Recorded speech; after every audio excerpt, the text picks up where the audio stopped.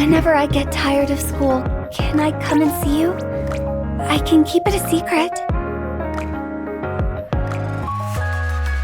Alright, welcome back. This time we're gonna do another campaign mode. We got a great week this week. Lots of cool event going on. See some story of the Machi Squad and so on. Maxwell and the class. Alright. But we're gonna get back to the main story. Last time we took down Sixo, and then Dorothy is up to her antic again, and we're gonna find out what's gonna happen next.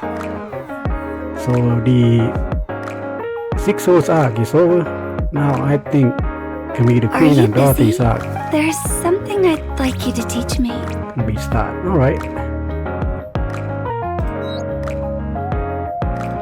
Prince! What are you staring at?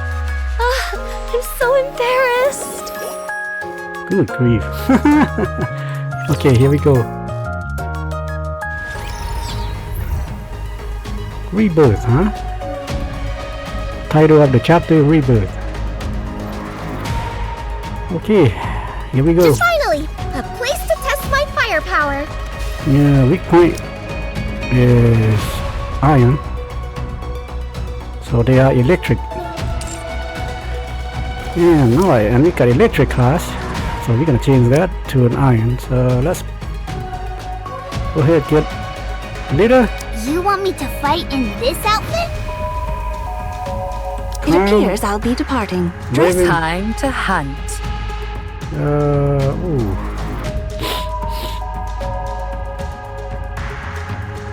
Red Hood. Had enough rest? Let's move. You know what? Anis is the best right now. Ready when you are. She is the best stage 1 right now.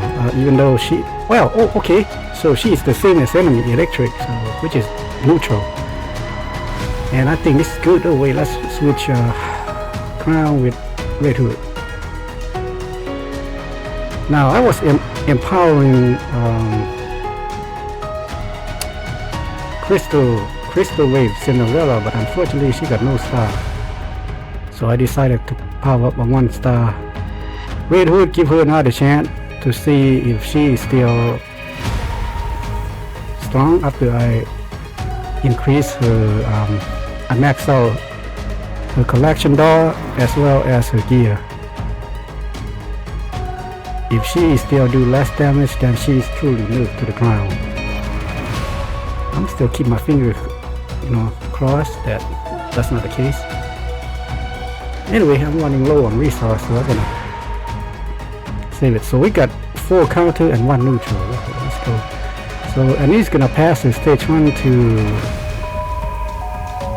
leader, and then to Crown, to Raven, and then Red Hood. How do you like that? A grand victory. Alright then, let's start. How do you like that? A grand victory.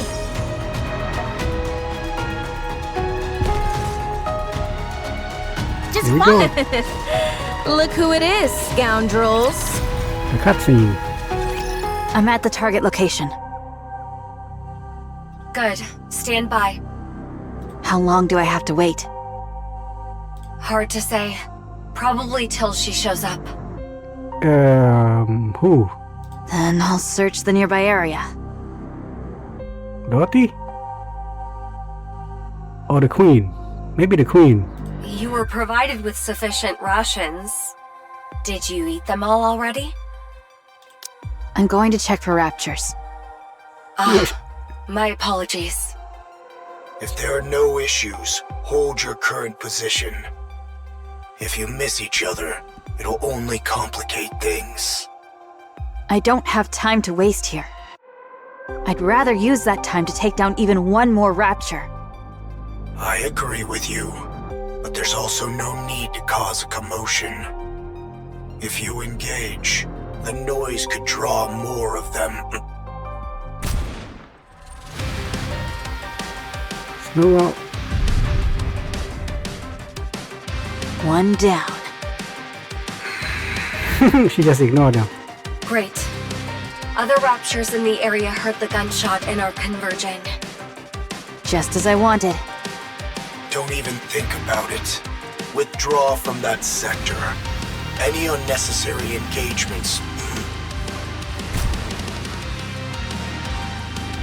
Snow White fires a rifle again. Another explosion occurs in the distance. A cloud of dust heads to a straight forward. Sorry, I didn't catch that. What did you say? Cecil, Yes? stop using the operation device. Switch all communications to messaging.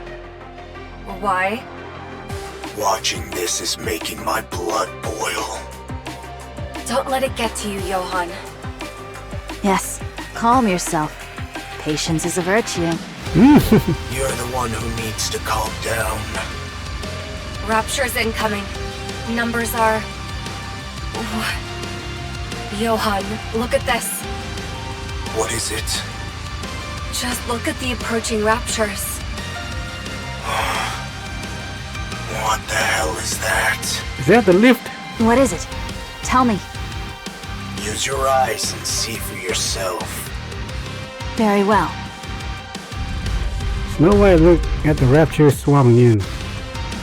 They're no different from the raptures she always countered. Assuming Johan and Cecil are just overreacting, Snow White takes aim. She waits until the raptures are within maximum effective range. As the lead rapture comes into range, Snow White pulls the triggers. No, she was about to pull the trigger when the front line rapture exploded into smithereens. What was that? I didn't fire.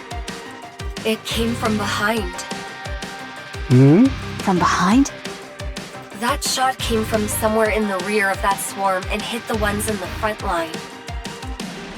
Why? No idea. Could they be infighting? No, raptures are brainless idiots. They're incapable of that. I wouldn't say about that. There you are. The frontline units have been annihilated. Rear units are approaching. Unidentified raptures. Engage with caution. Snow White fires her rifle yet again. Yet another explosion erupts in the distance. She just ignored Johan, right? Making him angry even more. If you don't know what you're dealing with, strike first. Fine. Engage. And counter. Okay, who the heck is she fighting? What kind of rapture is he facing? I wonder if they're gonna have I'll crush them all. Haran. Oh! I was about to say Isabel and Haran's asset. It was the Dark Matter Rapture. Dark Matter Raptures are a new type of rapture empowered by Dark Matter. Dark Matter Raptures can be identified by icon on the HP bar or by the HP bar color that appear when they take damage. So it's Dark Skull, okay. Your life's extended for a few more seconds. Oh, there it is. Behold the Two of them. strength all of my carry on, What? They got their ass whooped. Okay. Well, we're not seeing the boss yet. We just peons. See? Told you everything would work out. Let me see what his stat is. Oh, Red Hood, Red Hood. Now you fall so low. Oh. But then again, Anise and Raven Potter killed him faster than Red Hood can make a damage. Because she is a charge gun. It takes time for it to travel.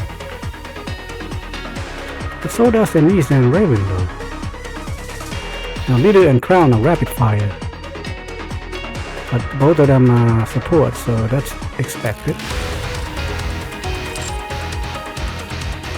But at least she's number 1 right now. She overtaken Siren. And even dare I say Cinderella. Let us proceed with a renewed heart. Okay, let's have a look at this battlefield.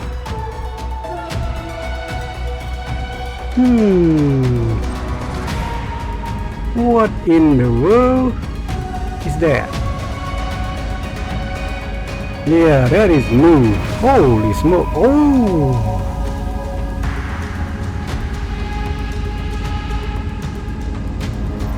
That is new stuff there. It's like worker drones here. They got cannons and everything.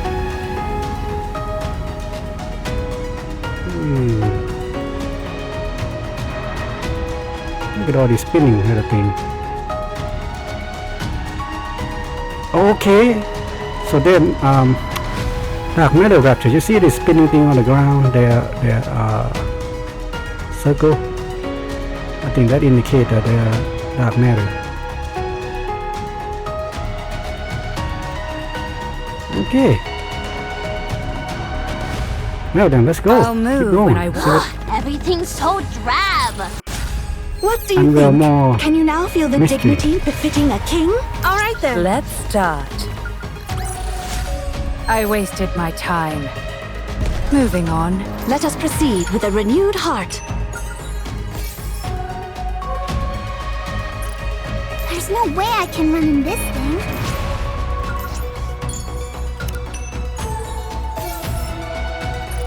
Let You us always proceed. need more credit. Everything's so drab. Credit. How do you like that? I'm running A short. grand victory. This I isn't got going 44 smoothly million at right all. now. That's not that much. How do you like that? A grand victory. One level costs you 8 million. Yeah. I think level up equipment takes about 1.5 to 2 million. All right then. You are quite the troublemaker. So you can see 44, they go down quick. That's why I don't want to spin them yet.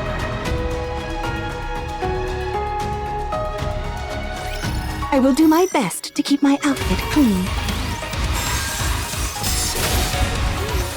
That looks pretty normal to me. Oh, never mind. I think that Behold the strength There's of a love, dark. people's affection. All you want. that dark icon. Will you embolden this warrior king from behind? Wait right there.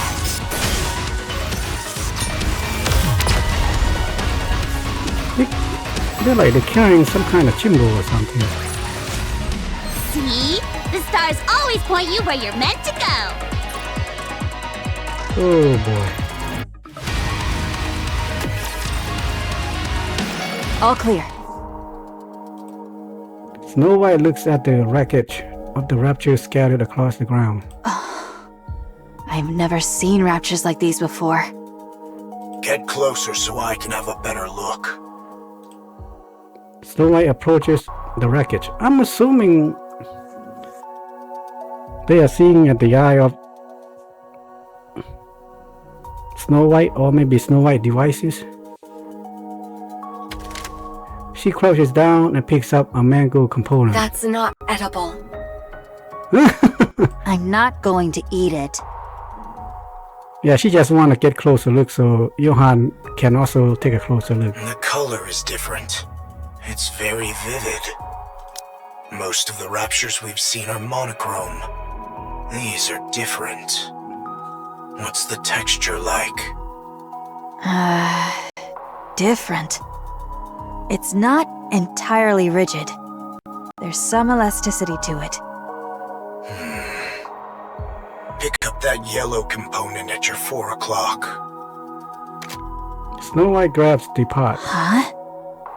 The size is obviously different, but is that a... Yes, it's a finger. Finger? It's attached differently, but it's clearly a finger. I can also make out parts like ribs, teeth, and legs. Huh? Snow White, rub your arm. My muscles aren't sore. It is for comparison. Go on, feel it. Snow White wraps her arm, then touches the rapture's component again. Well, It feels the same. Huh?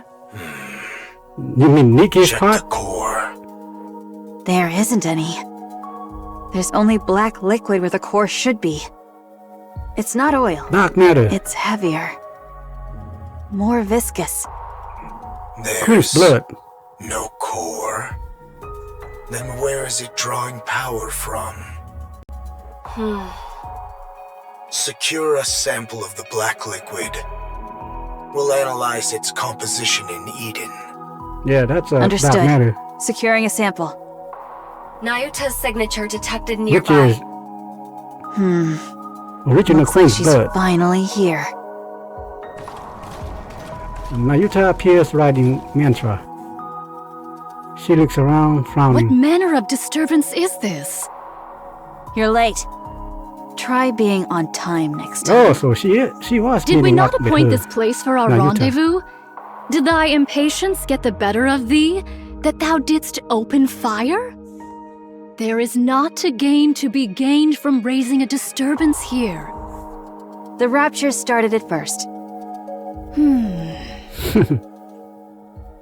Nayuta stares at the rapture wreckage. Pray, what in heavens are these?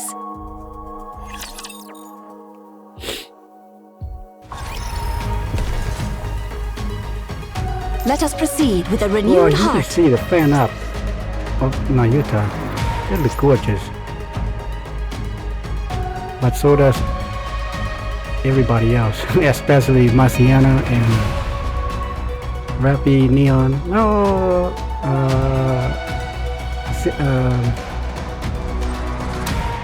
Cinderella, Dorothy. They all fan art. There's no way I can Sexy move. as hell. Everything's so drab. How do you like that? A grand victory. Let us This isn't going Not even smoothly the at porn. all. Just I wasted normal. my Let's time. go.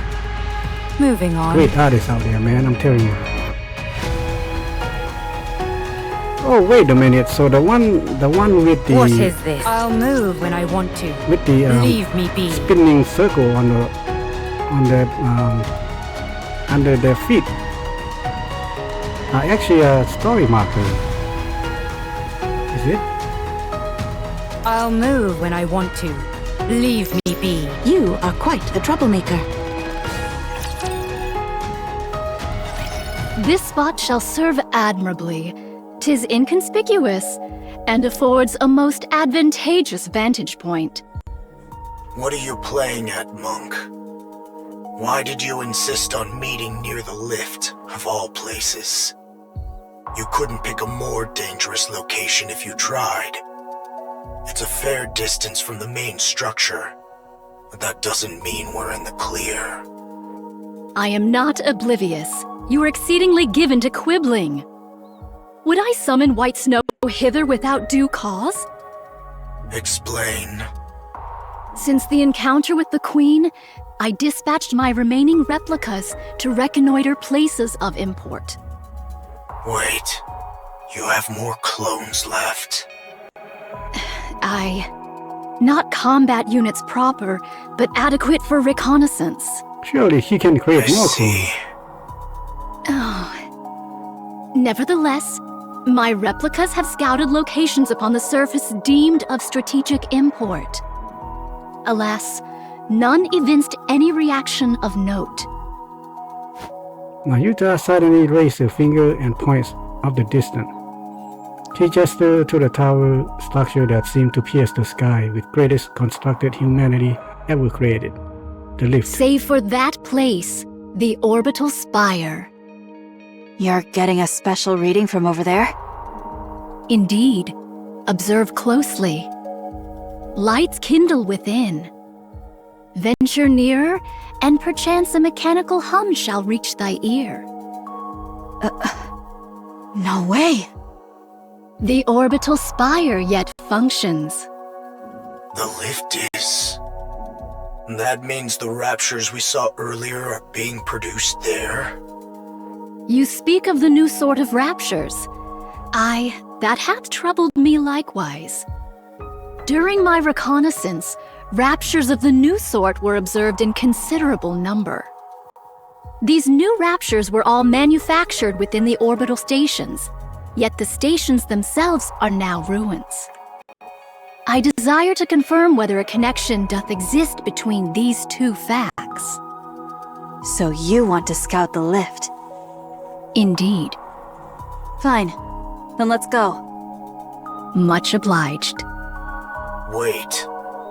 Snow White is the only fighting force Eden's got right now. I won't authorize her to conduct such a dangerous recon. It doth prove quite impossible for me to do alone. Thus I venture to solicit a favor from thee. You've got plenty of clones who can handle the scouting just fine. I did dispatch several score of them nigh unto the orbital spire. Yet to this hour, no word hath reached me. As their nymph hath not yet returned unto me, while I do not think they have perished outright. And yet, I cannot shake the conviction that all is not well. I desire to investigate that matter in my reconnaissance as well.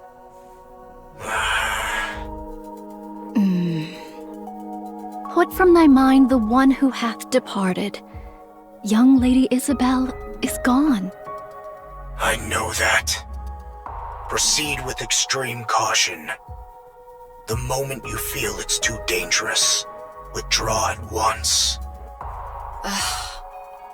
Understood. I shall bear that in mind. Okay. They were scouting out the activity in the lift. I'll protect you, Commander. The crew seem to be Your life producing more of these extended for a dark few matter. more seconds. Outshot. Behold the straightforward of my people's affection. All you want. Will you enroll this valiant king from behind?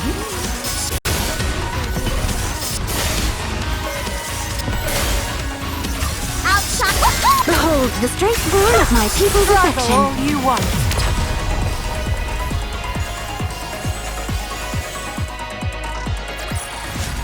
See? Told you everything would work out.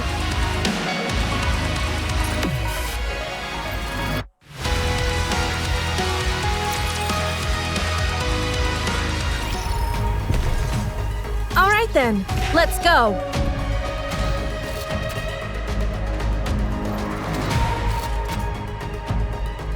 So see now this one turned into a quest.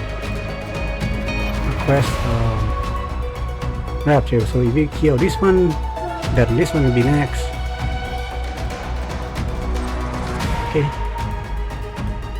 Just follow me. There's no way I can run in this thing. Let's say on simple.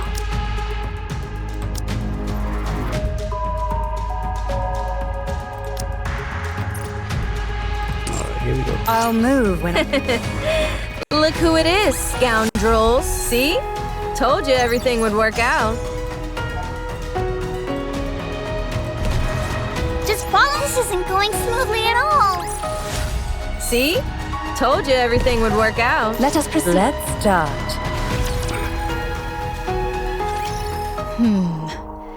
I desire to draw nearer still, yet it proves not feasible.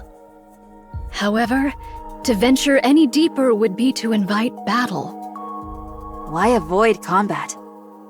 I cast no doubt upon thy abilities, nor thy newfound powers, White Snow. Yet why spend that strength for naught? You have to pick apart everything, don't you? Sometimes the simplest option is the best one. And sometimes it is not. Hence why I am deliberating.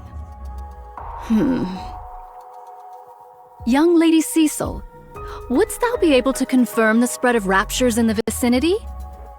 There are far too many. There's no point even trying to count them all. Charging in would be a suicide mission. You're out of options. Fall back for now. We now know something's amiss here. That alone is a significant find. We'll pick this back up when arrives with the cavalry. Do you think the Queen is just going to sit around twiddling her thumbs? What? Nayuta, find a way to scout the area without getting drawn into a fight. No. This is not your call to make, Cecil. I'm the one in command here. Letting fear dictate our every move won't get us anywhere, Johan.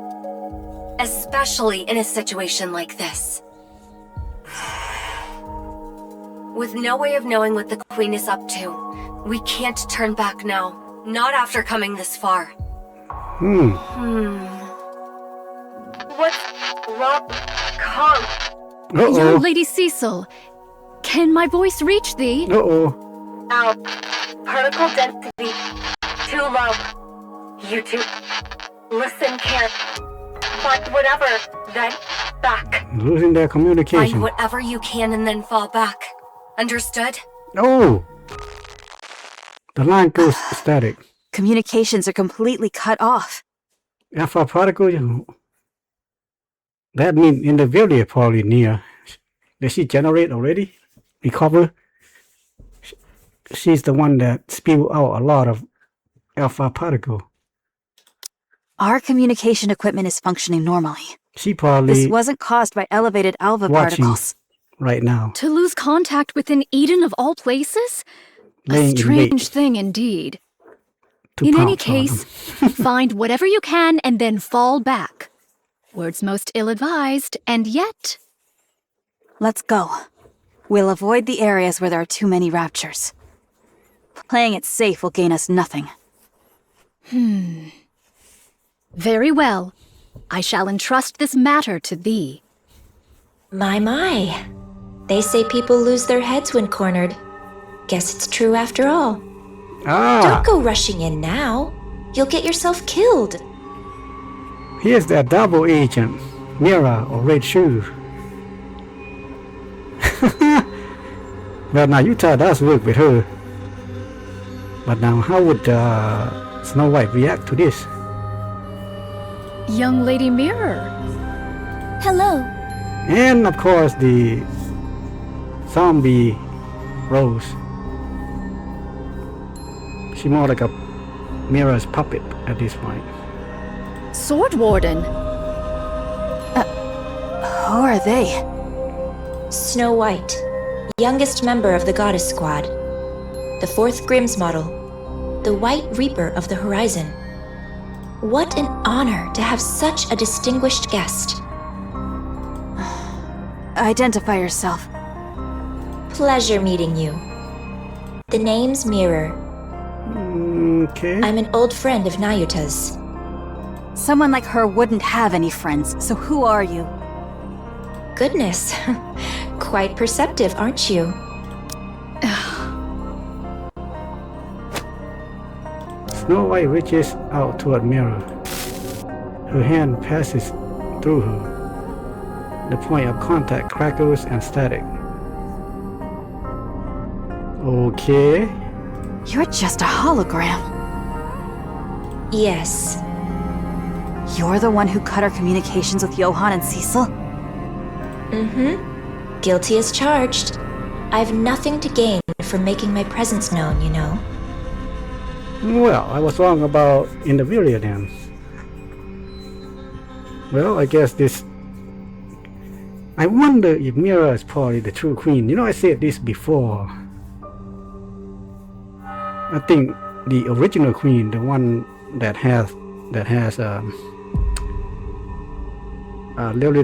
Lily-White's body, I think that's just puppet, just like, you know, just like Rose, but more of a queen version puppet. But I think Mira is probably the real one, and she's playing both sides, just like Nayuta.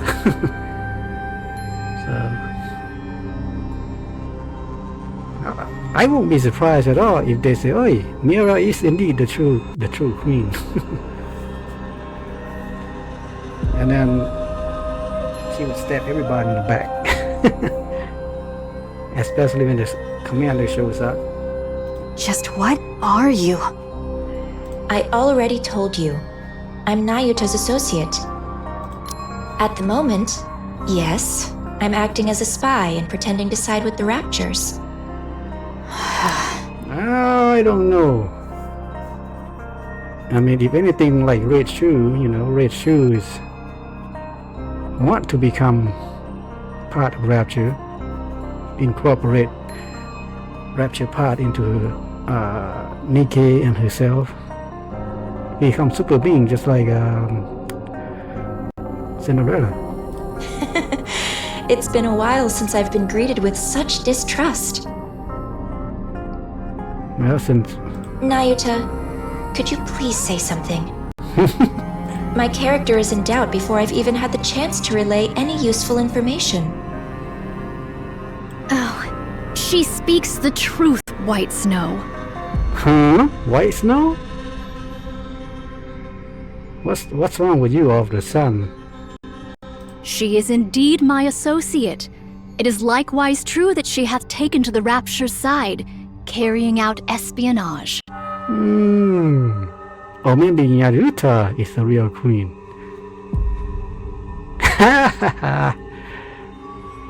No, I like Nayuta. She's freaking awesome. No, don't turn her into the bad guy.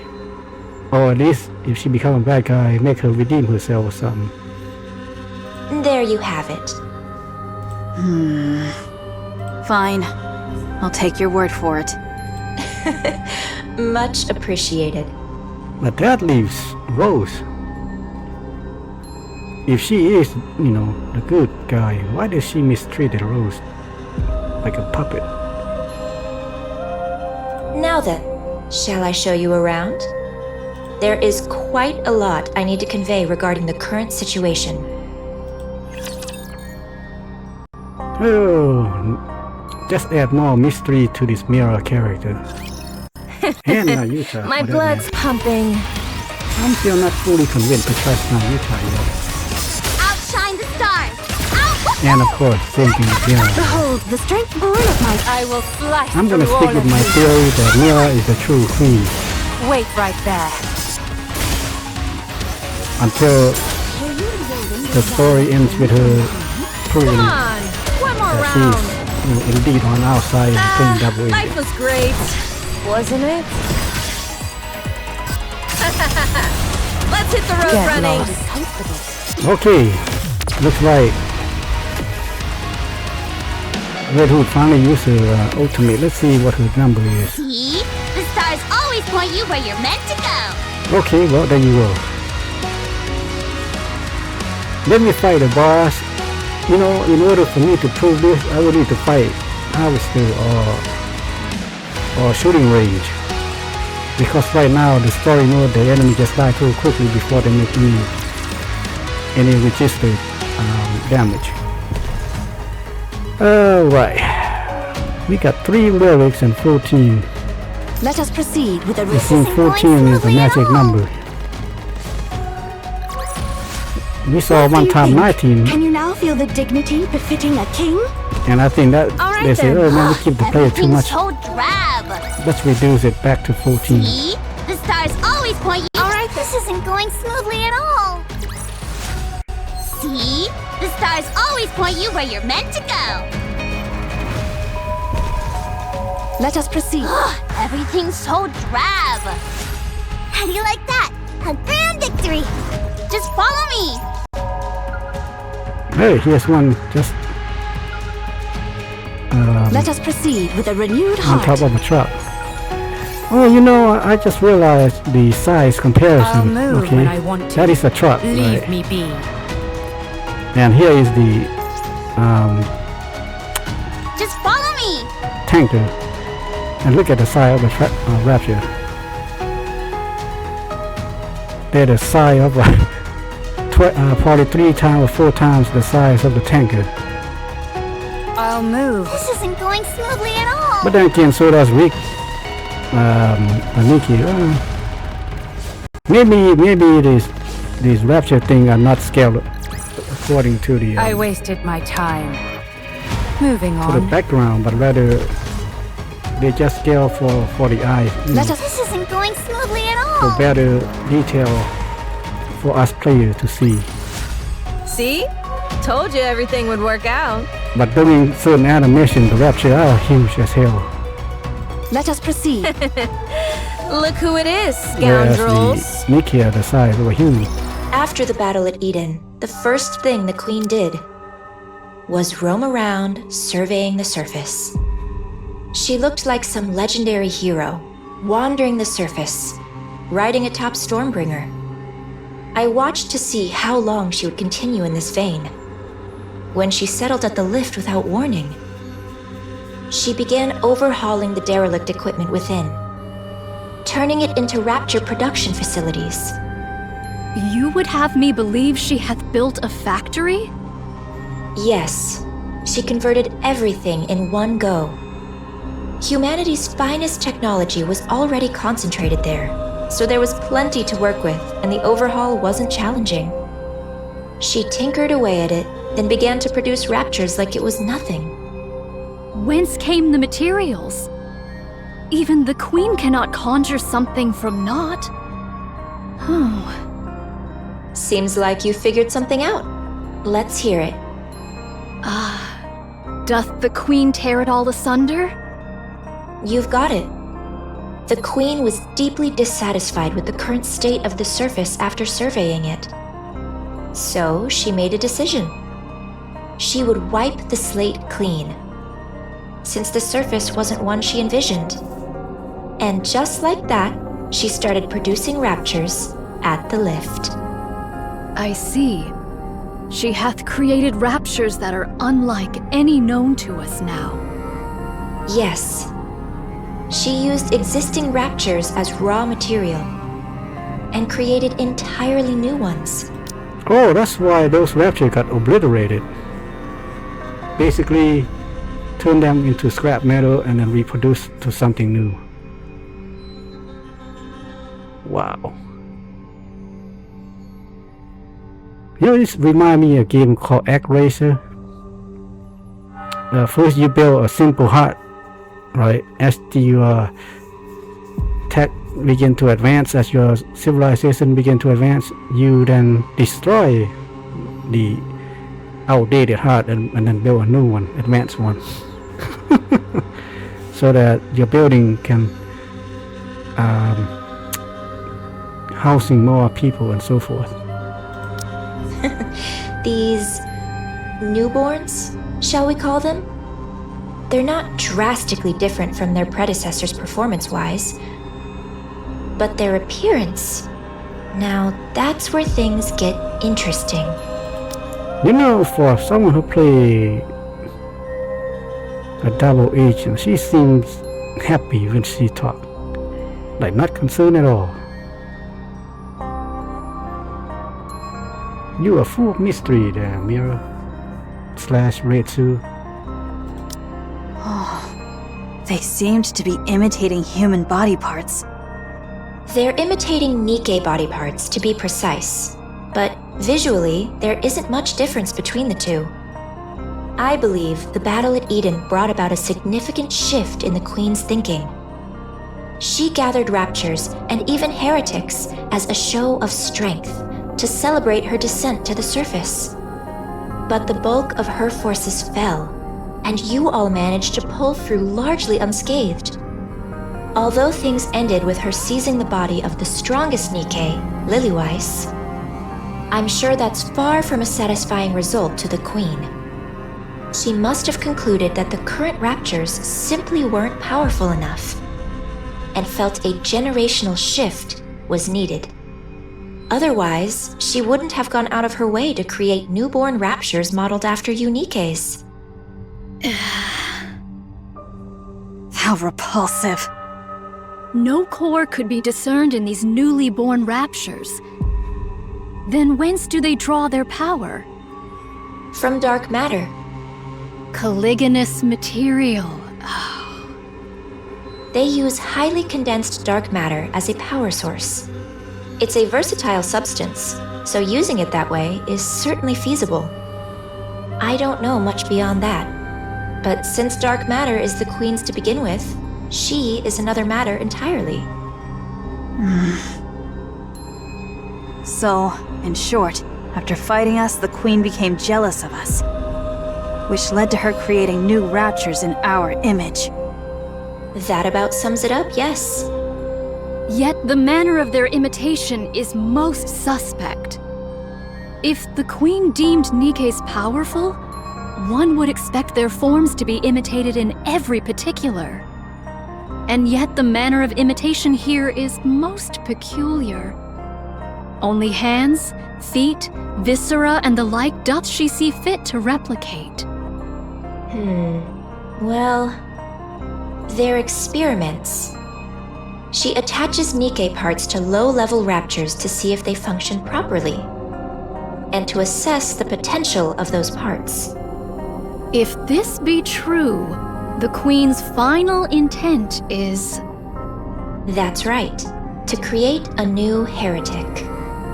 The Queen's so-called elites proved rather lackluster in the battle at Eden, wouldn't you say? She wants to create a true elite, one worthy of the Queen she is today. Altruria. How do you know about her? We've met. She even transformed during our fight. My goodness. She really does whatever she pleases. She was mimicking Rapunzel and Noah. That's right. The Queen picked the ones who stood out most to her during the battle at Eden, and modeled her heretics after them. 2 have been created, and 1 is still in the making. Let me guess, gotta be Isabel and Haran's style, yeah? You know a lot. Who are you really? What's your angle? I want a new queen. Why? Mira looks at the lift. Because I don't like the current queen. Okay. Mira, I think you are the queen. Or maybe she is the master puppet who used the queen to do her bidding. You're hardly the trustworthy type. That stings. Especially after I shared such valuable intel. Are you sure? Maybe you just feed them what they wanted to hear. You must trust me. Yeah, that's the key word that have the opposite effect when you say you must trust me. I've been doing all kinds of dirty work at the Queen's side to obtain this precious information, and I'm giving it to you with no strings attached. Yeah, that's what they call feeding your enemy the info they want. Yes, that's been bothering me too. See? What is your relationship with the Queen? How do you know all of this? I've had a hand in the overhaul of the lift, the design of the newborn raptures, and in the creation of the new heretics, of course. What did you just say? Don't look at me like I'm the mastermind behind all of this. If the Queen grows suspicious of me, any chance of a counterattack is gone for good, since you'll lose your only source of information.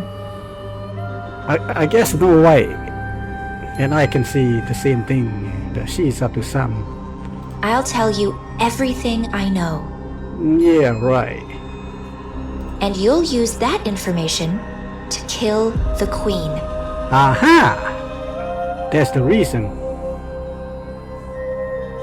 So she don't want to do it herself. Maybe, she will fail or might fail, and then the Queen might turn against her. But she tried to manipulate somebody else to do the dirty work. So that she can get a new queen and then control that queen. Assuming any of what you're saying is true. Oh, there you go. What other choice do you have? Believe me or don't. That's entirely up to you. Frankly, I couldn't care less whether you win or lose. I'll simply side with whoever wins. How enviable to hold such clear convictions. Now, let's get moving. This isn't a place you can visit often, so take in as much as you can. Well, that's interesting. I wonder what happened if Mira ever I will meets the protect you, commander regardless of my outfit. and his powers. What would she do then? Outshine the stars! And learning how the service Behold, credit the strength born of baby my... queen slice through all of you. listens to Commander's Struggle all you want. phone. And if she found that out, oh boy, she probably kidnapped Commander and, Right there. you know, extract his stuff and create a new queen. Your life. Outshine the stars! Woohoo! Let's have a That would Behold, be the strength born of my... weird and Life interesting was great, at the same time. wasn't it?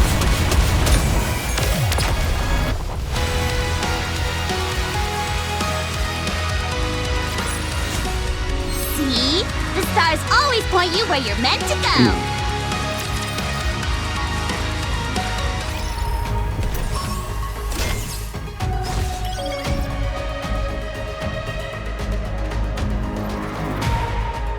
There's no way I can run in this thing.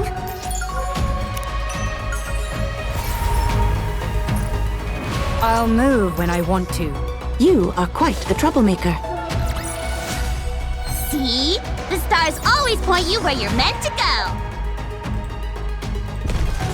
There's no... Look who it is, scoundrel. See? The stars always point you where... Just follow me!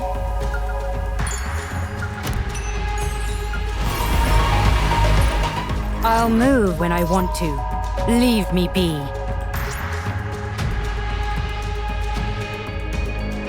I'll move. This isn't going smoothly at all. How do you like that? A grand victory! Look who it is, scoundrel. See? The stars always point you where you're... Let's start.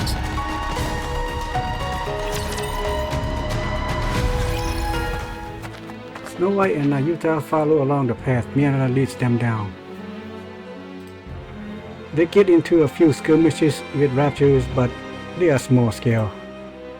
The commotion is not big enough to draw in additional raptors. Rose share a brief exchange with Mira, who nods at her words. Then Rose slows her pace and falls into step beside Snow White. Can I talk to you for a moment? Are you gonna ask about Scarlet? Is this a bad time? You look like her. Scarlet. Aha! Of course. We were in the same squad after all. That's true. A squad that specialized in close combat, made up of mass-produced Nikkes, right? You remember all that? You have a good memory. Those are recent memories to me. Scarlet is alive. Her brain is, at least. Eden currently doesn't have the technology to produce a Nikke. But once that's secured, she can be revived. So you caught on? Yes. Scarlet often told me about her sister. Why did you come back to life? I didn't choose this. Mira revived me on her own. What was it she said? Something about needing someone who could cut through anything. As you can see, I'm more or less her bodyguard right now. More like a puppet. Then what are you still alive for? That's harsh. You placed a curse on Scarlet and died. Just as you intended. What unfinished business do you have left? A curse? Yeah, what curse? Yes, a curse. Scarlet was always obsessed with becoming stronger. Just like Rose. Or, if only Rose were here. She was always muttering things like that, thinking no one heard her. The curse you placed on Scarlet gave her the strength to push forward. And it all worked out in the end. Is that But a as her curse or sister, courage? that's not something you should have done. You're right. That's why I'm still alive. Huh? Strictly speaking, I cannot die without Mirror's permission, and I could disappear at any moment on her whim. But the reason I'm obeying Mirror and trying to stay alive is because I don't think I've ever given Scar anything good. I ruined the squad in the name of helping her, and made her kill her own sister by her own hand. I've come to realize what a pathetic and awful sister I was. So I want to make it up to her somehow. I thought, if I kept living, maybe I'll get a chance someday. Whoa! I wonder if her core somehow during the story. Remember what I say about they might turn Scarlet and Rapunzel into overspec version this anniversary, 4th anniversary. Again, I'm just speculating. It's not confirmed or anything. So if that is the case, maybe down the line, just like Red Hood and Rappy, and Rose and Scarlet can have combined the core and essence and then become overspec. Now that would be something, wouldn't it? But it's not easy. I've never done a single thing right by her, so I really don't know. I don't know what I could ever do for her. Well...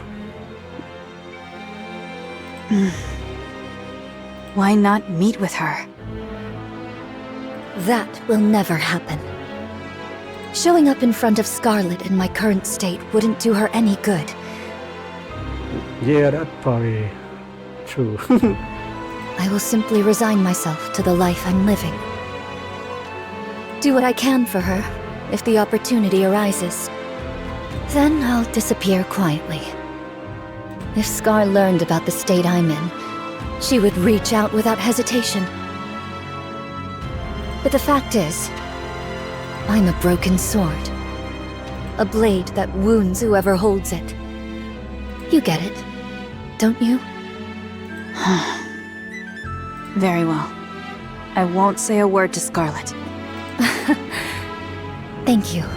Well, since fate brought us together like this, tell me more about Scar. How did she end up joining the Goddess Squad? The strongest squad there is. And what has she accomplished since then? Alright. It's a bit of a long story. Then keep it to the parts about Scar. I'm not big on long stories. Snow White and Rose. Snow White and Rose's voice echoed around them as Mayuta and Mira walked on, listening. They seem to be getting along. How far dost thou intend to lead us? I confess, this leisurely stroll through the heart of enemy territory does not sit well with me. Yeah, I think the Rapture obeying Mira. She probably used her, what do you call it? The Queen's command. See, if you high rank heretic or the Queen, you can subconsciously command the Raptures to to do whatever they want. And I'm still thinking that she is indeed part of the Queen, or maybe the real Queen herself. Not much further now. We wouldn't be able to go any further than that anyway. So thou hast been here all this time? That's right. I've been here ever since Eden. There's work to be done after all. Then didst thou not see my replicas? There ought to have been at the very least several score. Beats me. Maybe they're all dead? When a replica doth perish, its nymph returneth unto me. Such a thing hath not occurred even once. Is that so? I haven't the faintest idea. No, the way she speak and smile, you know what I think? I think they imprison because Mira knows about her replica and what it does. So what she probably told the queen is, instead of killing them, why not imprison them? So that they remain there trapped, not dying but not also pass info anyway. And maybe even use them. I see. I wonder if you can use a replica. Is it still intact? Of course. That's why the lift is in operation. The ultra-massive core is very much intact. It's in much better shape than anticipated. Who doth maintain it? Are you talking about Deep? You mean that giant red core? The one the same as the Ark? It's left alone. It was designed to run itself after all. By you, I might add. Huh? The Ark and the lift each hold one of the twin cores. Okay, so it is that core that we have seen before during Red Hood and Rappy's backstory. The moment either is destroyed, mutual destruction follows. Yeah, it is, that one. And in close proximity to one another, the resulting resonance would destroy them both. Wait, did the Ark one is almost die? Yeah, it almost died, according to Elec. Quite the troublesome design. Which means that if that one dies, so does the lift one then. There was surely reason behind its design.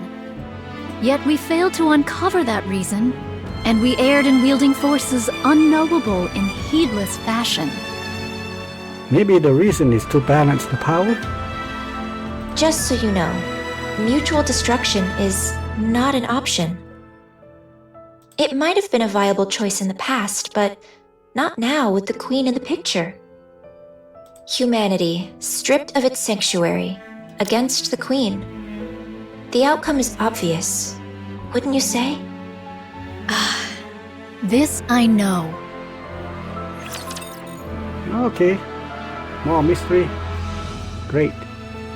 I'm stumped. I will do my best to keep my outfit clean. Outshine the stars! Out! Woohoo! Let's have a fun! Behold the strength born of my... I will slice through all of you. Struggle all you want. Reloading. Guess I forgot how this is done. Come on, one more round. Your life extended for a few more. Outshine the stars! Out! Woohoo! Let's have a fun! Behold the strength born of my... Life was great. Wasn't it? Struggle all you want. There's the famous gun I'm looking for. Maybe I just did not get... What do you think? Can you now feel the dignity befitting a king? We're gonna practice it all again. Let us proceed Since with I a maxed renewed it out. heart. I have not tested out to see what if she truly is nerf or not. There's no way I can run in this thing. Oh, okay, so that's the boss, huh? Okay, let's see where we're going from here. So we go here. That means we can walk to this point. We go here, we step on that, unlock this. Yeah. No.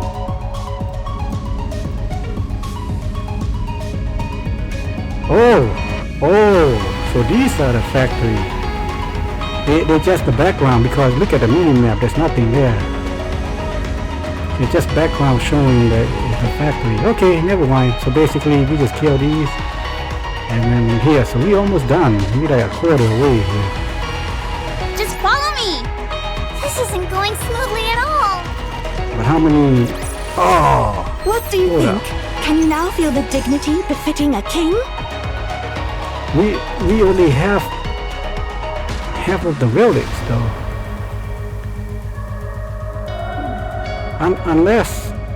Unless this will be the first half.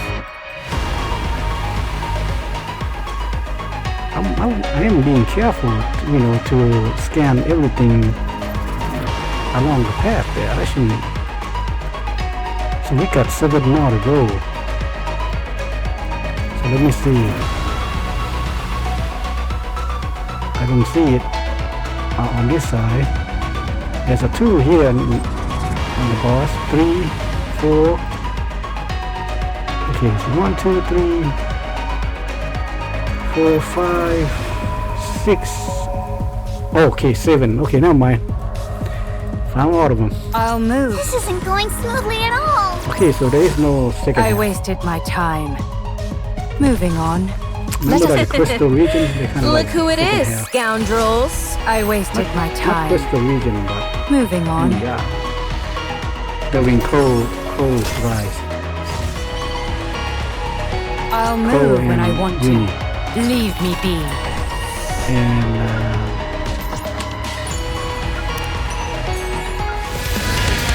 what's your name? I'll move when I Yeah, want let's to. Leave me be.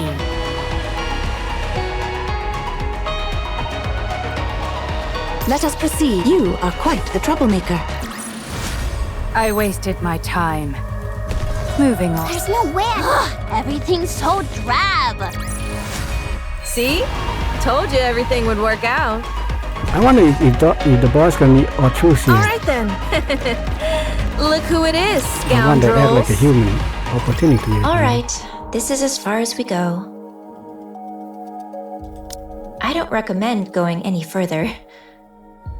We might get caught. By your efforts, we have come thus far without great peril. To know the lay of the land beforehand shall alone prove of great service. Take it all in before you return. That's the only way you'll even stand a chance of winning. Oh, I don't know. You are full of mystery, Meow. Sounds like you're saying we'd lose if we fought now. Of course. You have absolutely no chance of winning right now. Yeah, I mean, the combat team is only consists of you there, Snow White. You're lucky that the Queen is focused on rebuilding her strength now. Do you honestly think you could stop her if she went after Eden and the Ark this very moment? While she gathers strength, you must do the same. Fair enough. By any means necessary. I'm backing the losing side here. Or maybe you are feeding the info. Wait, she did say she doesn't care which side is winning or losing. That means then she wants the two sides to destroy each other, so that she will be the third side, her own, and she will be the new queen, who will take advantage of the destruction of both of them. Aha! Is that what it is? Is that what her intention is? To have the two sides kill each other, or at least destroy themselves to the blink? And then she would create herself a more powerful faction and rule the world or something? Siding with the Queen would make things so much easier.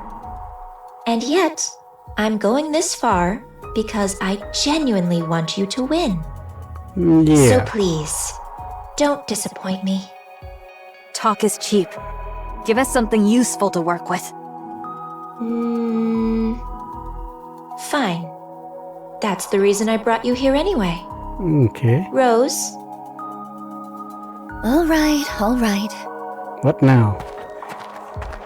Rose heads to the corner, then proceed to perform a particular sequence of steps. Ho! Hast thou brought us thus far merely that Sword Maiden might unveil some secret dance techniques? Okay. Come to think of it, Red Hood did a tap dance the day we first met Scarlet. I told you we should have changed this. What's the harm? Besides, this way, no one will find out by accident either. The moment Rose completes her step, the corner crackles to life. Is that how Mustang teach the commander to dance to open the gate?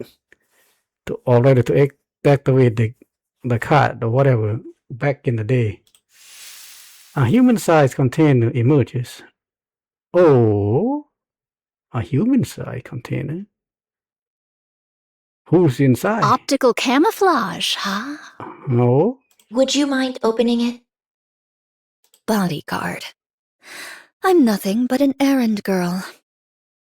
I have no physical body. I don't have much of a choice. Oh. Hologram, right? So, is that mean you really a red shoe? But your hologram is called Mirror? Rose presses the button on the container. With a hiss, the contents are revealed. Steel legs clad in red. Oh boy. Red shoe? Gotta be red shoe. Red shoes!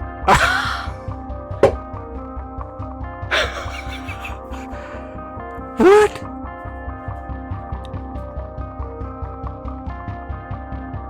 I kept them safe, as you can see. I tried everything I could to make replicas with them, but they don't seem compatible with Rapture technology. Take them. Perhaps they'll come in handy somehow. Are we gonna get? Is the Eden gonna produce red shoe? You know, like she gonna become our playable character, just like Cinderella and what's her name? Not Miha Lister and Libero. This shall prove of considerable aid. If that is the case, how would Grave and Cinderella feel? After all, Red Shoe did betray them.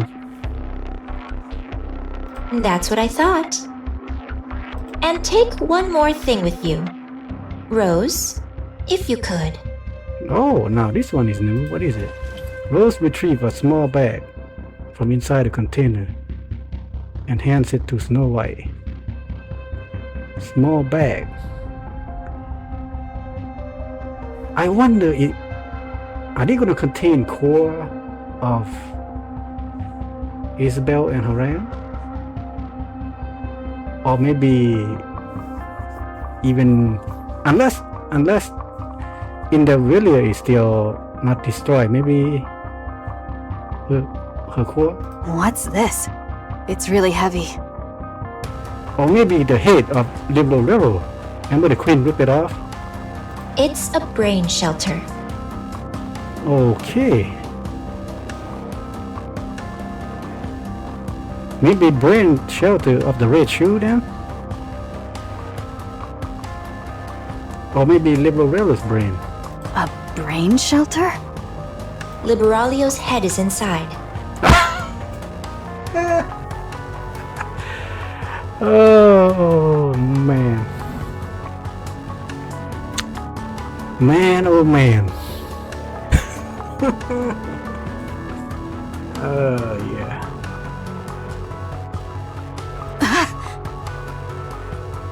What? I don't know what possessed Liberalio, or why. Oh, I know why. She got in contact with the commander and she went soft. She went, how do you say? She went two-sided. Okay, no, that's the wrong word.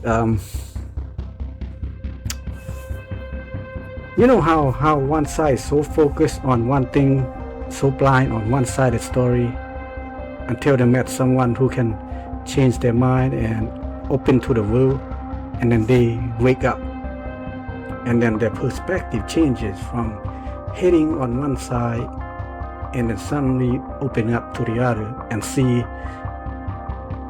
that what's impossible becomes possible. Remember how she said that human and heretic and rapture could never coexist, and yet she witnessed, when meet the commander, she witnessed both the commander, the Nikke, the heretic, and rapture such as Whaley and Reptilian can live happily, and that opens her mind, and that's what lead Liberal to do what she did. And the queen was not pleased and got her head ripped off. But she proposed to the queen a dialogue with humanity. Yep, that it is. Yep, we saw that. I'll admit, I had some hope myself. I figured it might get through to the queen even just a little, given it was coming from her second daughter. And who is her first?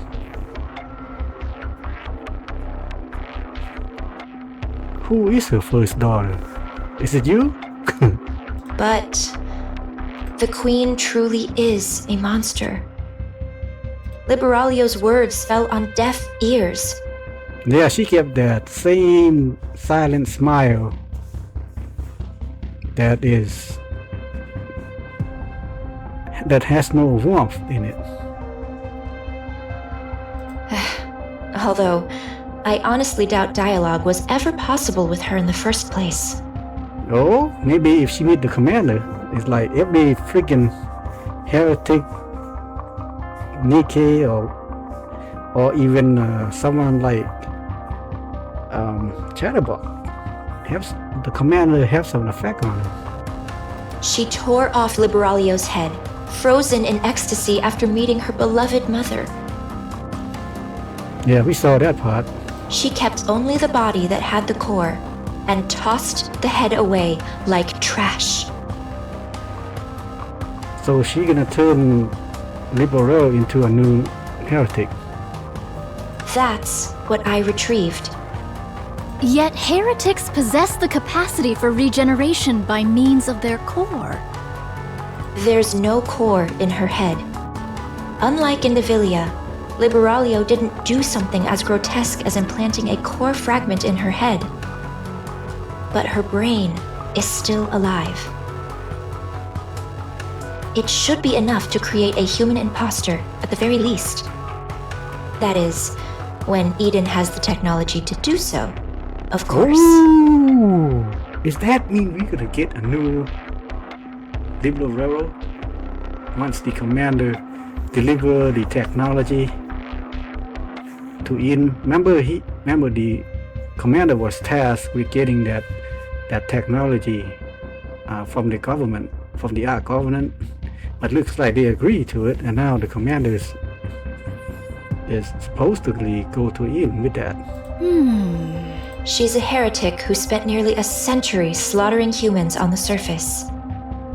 Such vast combat experience must mean she'll have a wealth of information. Oh, I thought she was just sleeping. Well, she probably slayed him so quick that go back to sleep. She's also one of my greatest works. So even turning her into a standard pseudo-human won't be a loss. Aha! Second daughter, huh? Is Cinderella the first? Remember, it was Red Shoe that who planned the corruption on Cinderella as the first experiment, I think, and it was a success. Man, I told you, I think Mira here is actually the queen here. the real one, the one pulling all the strings. And I think, you know, Lillywhite's queen, again, just a powerful entity. I mean, she is a queen, but you know, maybe not the true one. We need every asset we can get. Don't you think? Something about the way she talks and smiles at the same time that is full of mischievous and mystery. All right. It's time for you to leave. We stuck strictly to inconspicuous routes, but if we stay too long, we're bound to get caught. Okay, so she gave us her red shoes body and liberal ruler's head. I'm assuming we're supposed to have eaten make two Nikke out of it. Oh boy. See them back safely, Rose. They'll start to suspect something if I'm away from my post for too long. Wait a minute. This is just your illusion though. And your body is still somewhere in the lift. Yes, yes. I guess the saying's true. When the cat's away, the mice come out to play.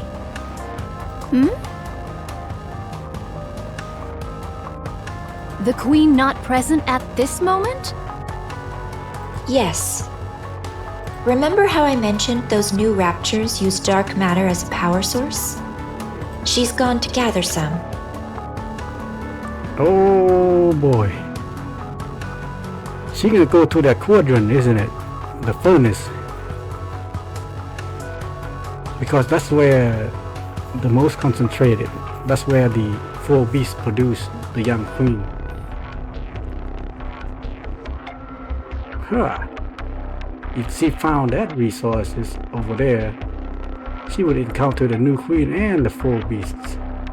Now, would that be interesting? And I don't think that the baby queen is ready yet.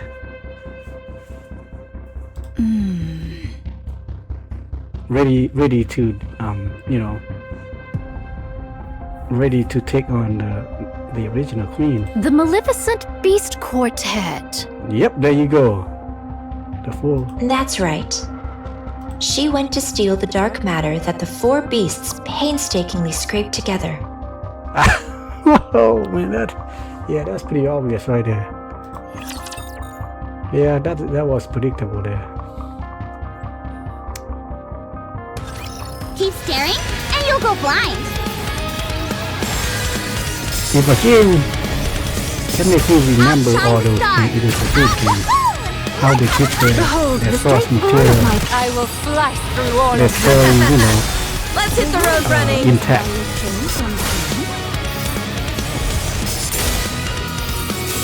That's why this game is good, man. The character, the story, I say it many times, man, and I never get tired of it. Life was great, wasn't it? I really got a feeling that the boss can be a truth here.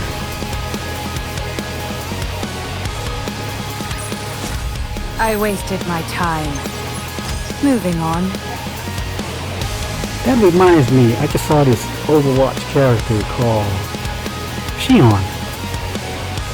And Trucia remind me of Xion. Xion doesn't talk with her mouth, she talks with her throat. I mean, when she talks, her throat lit up, but her mouth doesn't move. So the face is more like All right then. a shell. Let's go. But her core is, well, somewhere. With a Xion. And a Trucia. I'll move when I want to. That. Leave me be. They're freaky yet beautiful in a robotic way. You know Just what I mean? follow me. You are quite the troublemaker. How do you like that? A grand victory. No, I don't play FPS. But I do like Look who it is, Overwatch scoundrel. characters. What do you think? Can you now feel the dignity befitting most a of king? them, some of them, they just look ugly Let's or start. woke. See? Told you everything would work out. Let us proceed with a renewed heart. Okay, so we got how many? We got 10. So 1, 2, 3, 4. Okay, good. We got all of them. There's no way. Look who it is, scoundrels. See? Almost there. The stars always point you where you're meant to go. So how many more? We got 1 here, 2, and possibly 3 more cutscenes. Let us proceed. Let's Oh! Oh, we have not, remember See? how Told you everything would work out. in the previous chapter we see the combat one and then we see the arc one. So right now we see the arc, or rather the combat Let us version, which is proceed the with a renewed surface. heart. Everything's so drab. We still have that event with Dorothy have yet to be revealed. So I'm assuming they want us to focus on the surface, and then the second half will be focused in the arc. Okay. Are you ready? Oh, here they are. So speaking, they're gonna see the real queen now showing up their doorstep. How would the small queen react to that? Yeah, there's nothing in particular I need to pack. What about you, Bahamut? I, the incomparably clever Bahamut, am not yet finished preparing. You know, I still don't like her design. Just that shaking. You see how Bahamut and the rest of the team are not shaking, because it's annoying. That's what it is. Because their body shaking like that, it's annoying. I know the machine on her back is doing it, so that it make more real, but you don't have to make it real. I can't decide which book to take. What book? Don't you know? Books are nourishment for the mind. No matter where one goes, books are an absolute necessity. Is her book changed in her hand? Because it normally shows some upside down picture, but wait, that's still upside down, isn't it?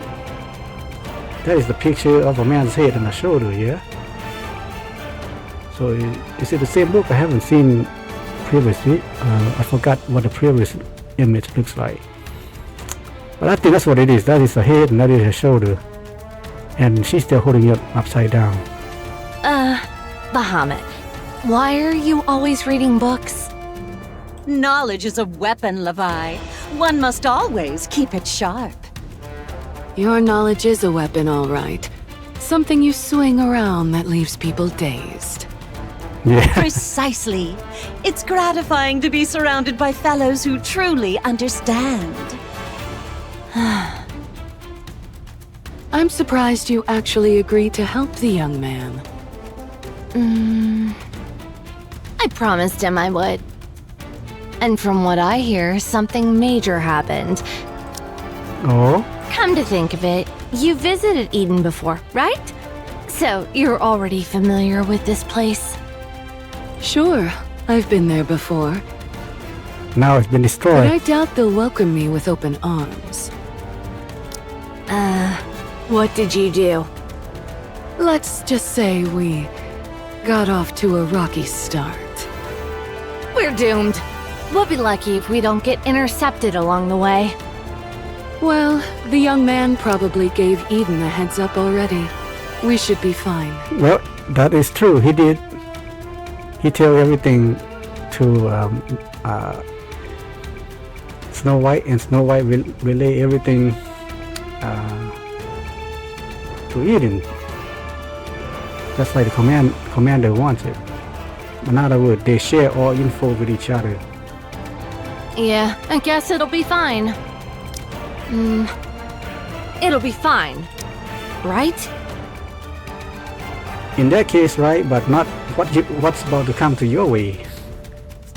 The powerful queen is heading your way. Why? Are you nervous? I mean, kind of. I don't blame you. We've kept to ourselves this whole time without dealing with anyone else whatsoever. If it weren't for Grave, that might still be the case. Still, we got along well enough with Enichiro's group and the young man's crew, even if it was only briefly. Eden won't be any different. True. You're right. First meeting jitters are perfectly natural. But conversation is the cornerstone of evolution. New encounters beget new dialogue and the exchange of new knowledge. Oh, you might be wrong. What's about to happen? I just got a feeling that the queen gonna swoop up or swoop down, and she will not take conversation. She gonna remain that indifferent smile that she gave, just like she did with everything else. I, the brilliant Bahamut, can hardly contain my excitement. I await the magnificent moment, my profound knowledge, and Eden's converge. Are we seriously taking her with us? I'd say a fight's liable to break out before long. We have to bring her. What choice do we have? But what's taking those two so long? Yeah, I was about to ask. Sis and the new queen, ain't it? Yeah, they're running pretty late today. They probably encountered the real queen then. Sis lands from the air. The girl hanging from Sis' neck climbing down to the ground. It's fun. Seeing new places is nice, isn't it? Uh-huh. Go new place, Morrow? Yeah, that's the Rappy and Commander's kid made with the queen's blood. Tomorrow's my turn, right? I'll take you somewhere completely new. Yay, yay!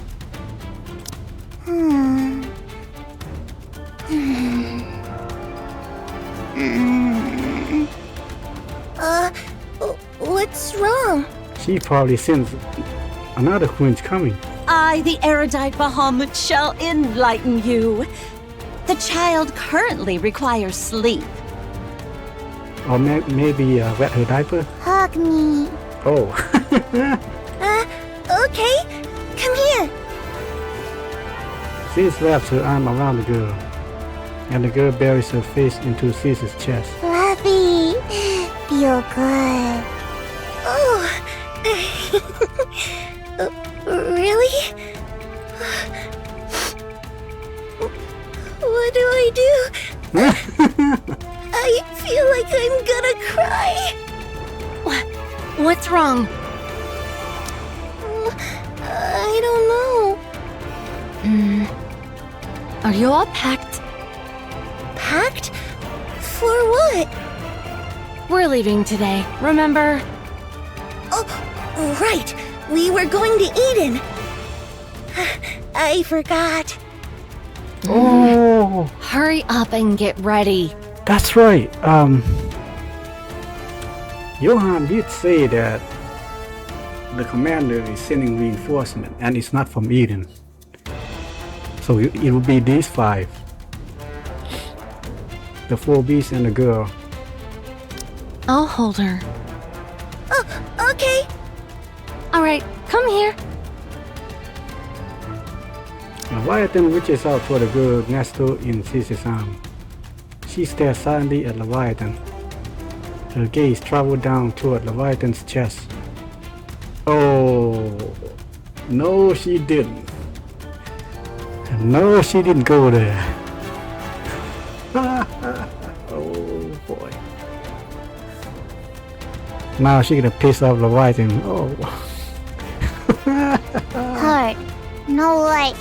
Oh. You little brat! Come here. I'll hold you. The girl settles into Bahamut's arm and tucks her head in and nuzzles against her. Fluffy! Oh, she like fluffy breast. Yeah. Fluffy, isn't it? Girl turns her head toward and looks at Leviathan. Hard. Oh, I swear I'll... Levi. So Bahamut is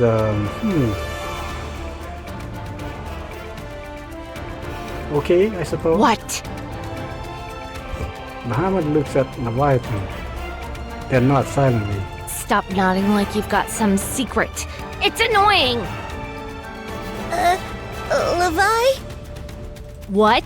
What is it? Oh, I'm packed and ready. Let's go then. But she just fell asleep. Let's be quiet then. If she wakes up, we'll take turns transforming and giving her rides. If we don't let her ride while we're transformed, she'll throw a fit. Oh, okay. This is kind of fun. It's like taking turns driving on a road trip. This is a family trip, all right. Yeah. The full beast walks on. Leviathan glances back. The white arm. Once a ritual space built for the creation of the queen. A place that has since become their home. It was wrecked by a liberal railroad. But even the process of restoring it was enjoyable.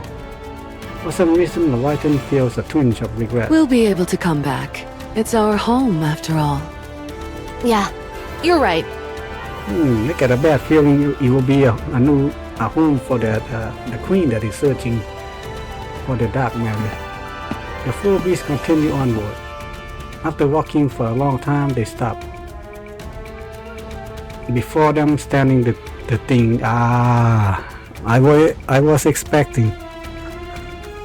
expecting you to show up, and here you are. Shows up. Though I was hoping you would show up in the black dark matter, not in front of them.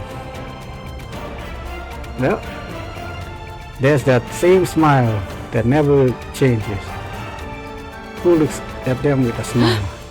What is that? A human imposter? But something feels off. The thing closes the distance in an instant. The gaze is locked onto the girl in Bahamut's arm. Bahamut reflectively turns and shields the girl. Boom! A thunderous roar echoes out. Bahamut collapsed to her knees. The upper half of her body now missing. The girl flung aside, lies on the ground staring at the lower half of Bahamut's remains. Wow! She crawls over and touches the core lying on the floor. Ma! The thing looks down at the girl and raises her foot. A fire ignites in the eyes of Leviathan, Seas, and Bahamut. Get your foot away! What are you? You'll pay for this! Black light bursts forth, staining the white arc. Oh boy. Trust They didn't me, even get a chance I'll to crush get them to which all. Eden. Wait right there. I think she probably gained knowledge from I will slice through all of you. liberal railroad. Let's hit the road running. Essence, memory, and learn all about it. Outshine the stars! Now, I don't think the baby the straight queen forward is of my going to be easy to Life defeat. was great. Wasn't it? Let's hit the road running. Surely they don't turn commanders and Rappy's kid What do you think? Can you now feel the into a dignity ball of befitting a mush king? under the queen's heel now, would they?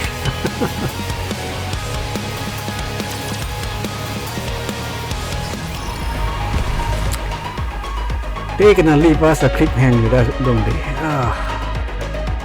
I think this is the final chapter. Let us proceed with a renewed heart.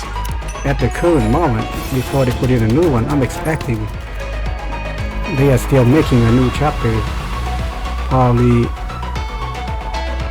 the 4th anniversary they can reveal or continuation.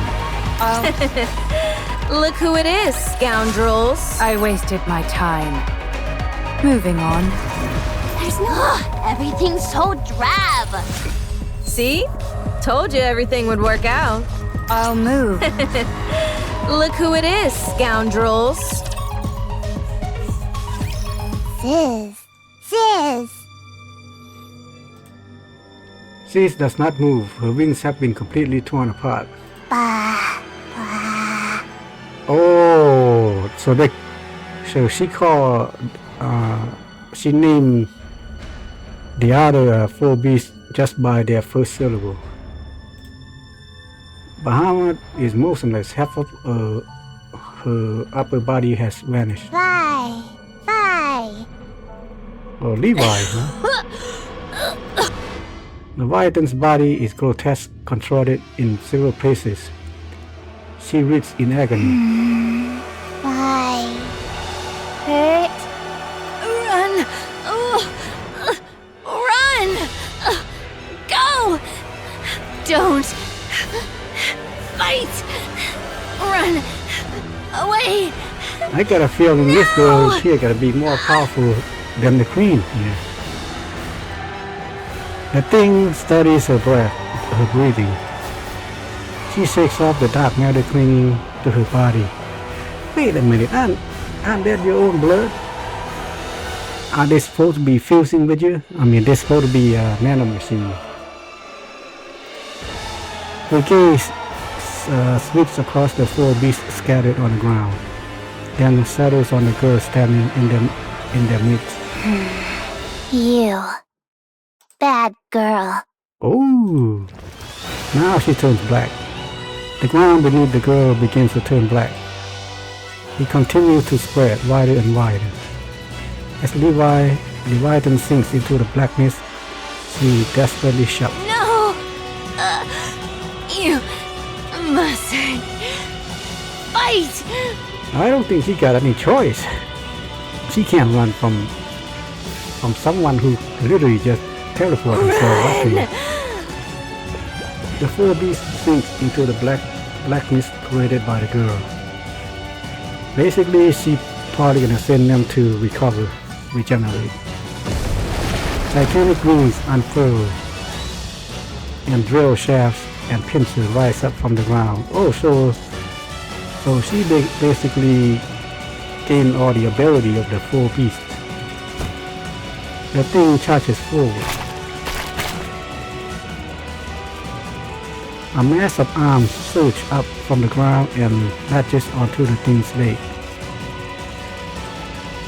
She tries to shake them off but cannot, for their strength is tremendous. The girl's pincers strike ferociously at the immobilized thing. The thing staggers, then tears off the hand gripping her with sheer force. She catches and swinging pinches and twists. With a sickening crunch sound, the pinches warp and shatter. The thing drives her fist into the girl's torso. Part of the girl's body disappears with a thunderous boom, but it regenerates almost instantly. A massive pillar is summoned. Simultaneously, another swarm of arms rises up once more. The thing takes her stance. The girl lashes out with her pillar and arm, with a ferocity that could tear her opponent asunder. Meanwhile, the thing wildly throws her fist, intent on pulverizing anything in her path. The girl's dark matter and the thing's fist collide over and over. Shockwaves ripple outward. The pseudo-arch buildings tremble and the ground splits open. The fierce stalemate continues until the balance is broken by the thing. A low kick aimed at the girl's leg tears them clean off. The girls crumble to the ground, the legs gone. The thing rains down punches from above. Under the barrage of fists, the girl panics. This is something she has never felt before. Hurt. Black light erupts. Is she gonna transform? The thing looks up at the black spire that has suddenly risen before her. Yeah, she did transform. Beam of lights pour down from the spire, and black thorns rain down like a storm.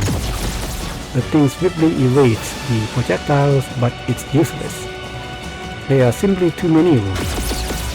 The beam catches her in the torso and sends her staggering. The attacks that had been spreading in all directions now concentrate solely on the thing. For the first time since inhabiting this body, the thing adopts a defensive stance. Yeah! She usually just wipe her hand and everything disappear, but now, yeah, you're right, this is the first time she be defensive. Beam of lights and black thorns crash down upon her. After raining down attacks for a long while, the girl looks downward. The thing is on one knee, staring up at her. Die. Yeah, now looks like your expression no longer smile there, Queen. Now you see some pain and frustration in your face. I saw you, she wouldn't go down that easily. It's like the old queen and the new queen collide pretty much. Massive pincers, pillars, and drill shafts burst from the spire. All of them pointed downward. The thing looks up at the colossal black spire looming before her. She shifts her gaze to her own body, then back at the spire. Yeah, I mean, she really have your essence there, along with Rappy and the commander. And back at herself. Fury spread across her face. Maybe she did realize that is her daughter? Or herself? At that moment, Leviathan comes flying out of the black spire. Stop! Enough! No more fighting! What's going on here, Leviathan? Bye. The girl points at the thing. Bad girl. Bye. No! Don't kill her! Is the queen controlling Leviathan? Or maybe Leviathan recognizes the queen is the owner of the black matter, the one who created the black matter in her blood. You don't need to do that! Leave the fighting to us. Oh, did you guys already restore? So just stop! All you have to do is sneak bites of grilled fish, hitch rides on us, and go for walks. Just snuggle up and sleep in our arms! You don't have to fight! She hurt you. Bad girl. We're fine. We're not hurting anymore. So don't. Let's just go. Yeah. Maybe you were caught off guard that you get destroyed so quickly. Now how would you go to fight that thing? Let's go. Okay? Okay. The black spire disappeared and the four beasts are left floating in midair. Sis! Yeah! She's wings spread wide. She carries everyone and quickly takes flight. Oh, so they're running away? Now, knowing the girl's power, well, the queen follow after them. Or maybe then would she go to her target, which is the dark matter, the furnace, the quadrant. The thing watches them go with fury etched across her face. I think she recognized the girl's essence as her own. That We almost died back there. That they create the queen using her acid. Maybe that's why she's so pissed. So it's like she's fighting herself, a better version, because the girl also feels with a Nikke and a commander who have special power, special powers and regenerative capability. Yeah, even after transforming. What was that thing? It looked like a pseudo-human. It certainly had the appearance of one, but it was unbelievably strong. What even was that thing? Even I, the ever-astute Bahamut, cannot say. You go to Eden, they'll tell you about it. Ma.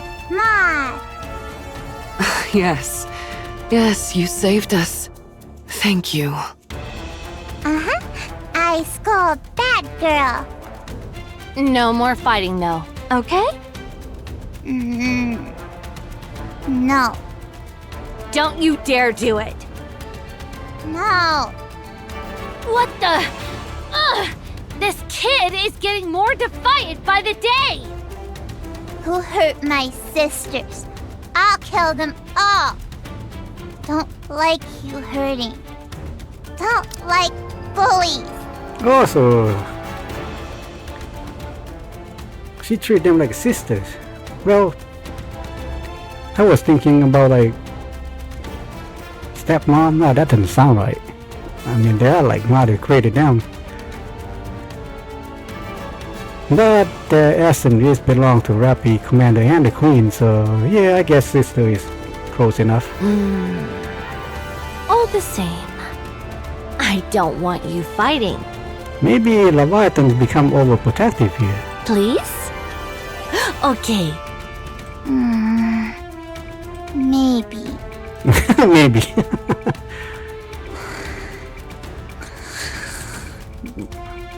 The girl had fallen asleep in Leviathan's arm. Leviathan looks down at her with a troubled expression. Levi? Yeah, what concerns you? Yeah. Why are you telling her not to fight? Yeah, I'm curious about that too.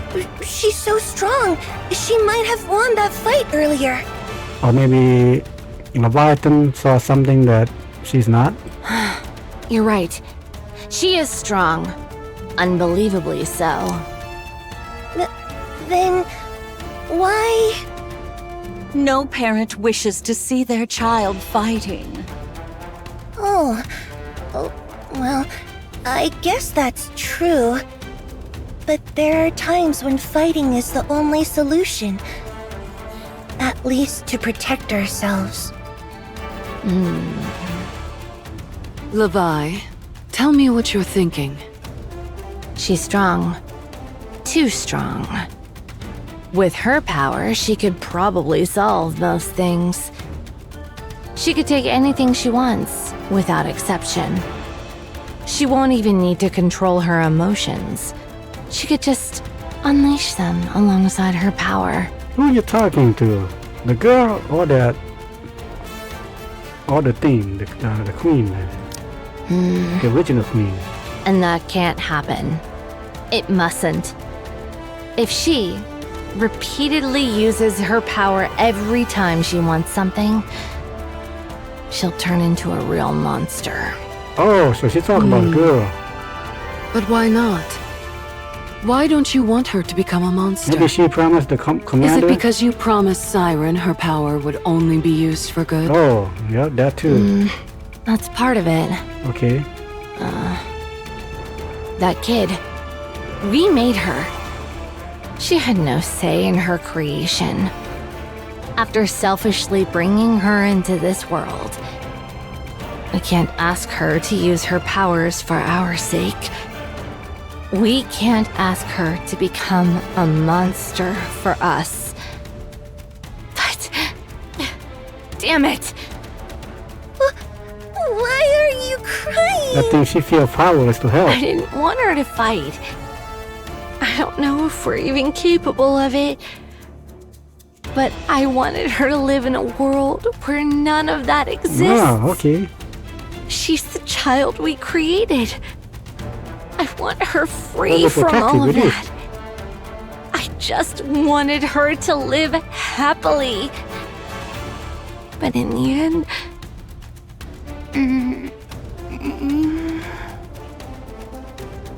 The girl wakes up. She lifts her head to look at Leviathan. Why? Don't cry. She reaches out and wipes Leviathan's tears. This is why I keep crying.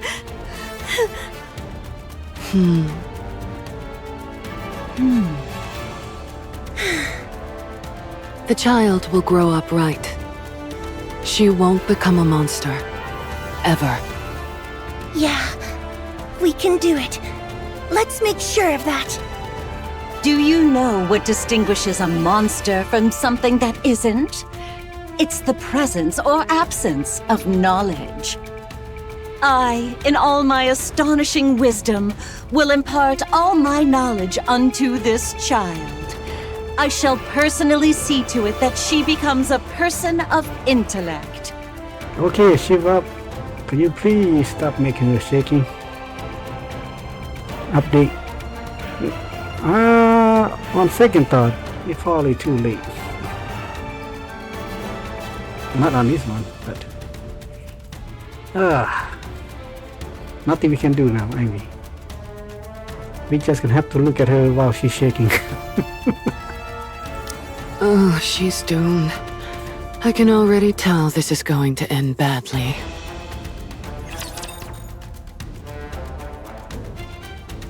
Wow. You're all nothing but heaps of scrap metal. I guess the four beasts are going in front of the girl. Outshine the stars! Woohoo! Let's have a party! Behold the strength born of my... I will slice through all of you. And the girl Let's hit the road running! is, protecting them as well, so... Wait right there.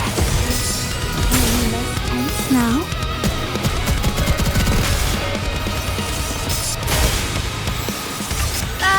Life was great. Well, of course. Wasn't it? She offered their force some regeneration. All she gotta do is teleport them into a dark matter and they regenerate just like that. The stars always point you where you're meant to go.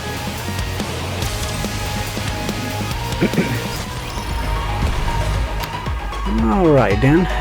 Alright then, let's go.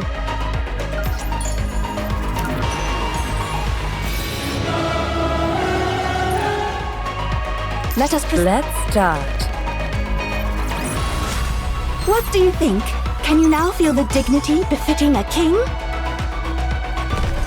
I'll move. This isn't going smoothly at all. Okay. See? Told you everything would What work kind out. of elemental weakness the boss can Just be? follow me. This isn't going smoothly at all. Lightning, huh? That means it is water. And we got the most powerful lightning team here. Starting with Anise.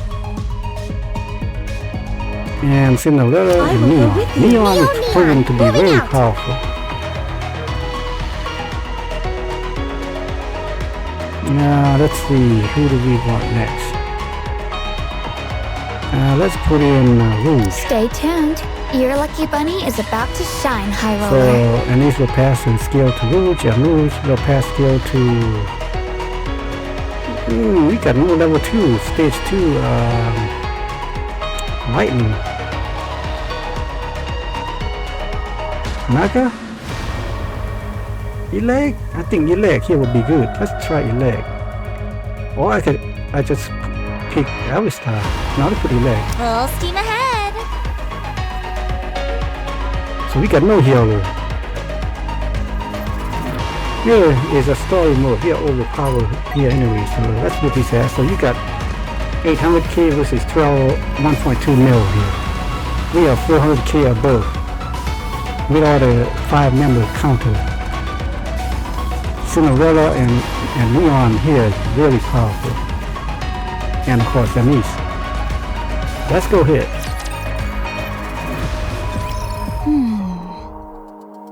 You look like you have a lot on your mind. Ah, well, indeed. Feeling pushed around by Mirror? It can't be helped.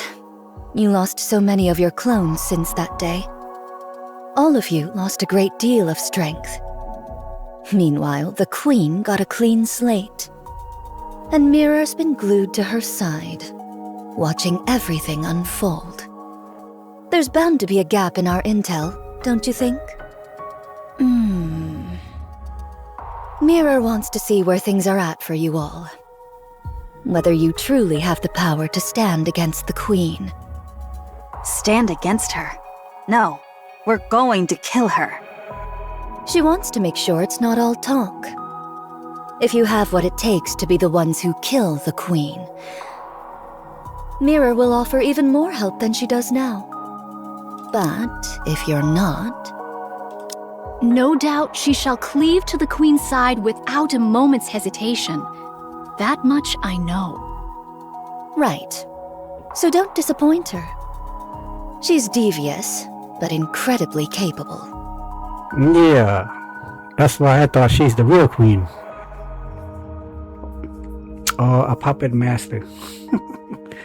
A puppet master type of Nikke. Is she a Nikke? I think she is. No. What is she? Well, if she's the red shoe, then she is the Nikke.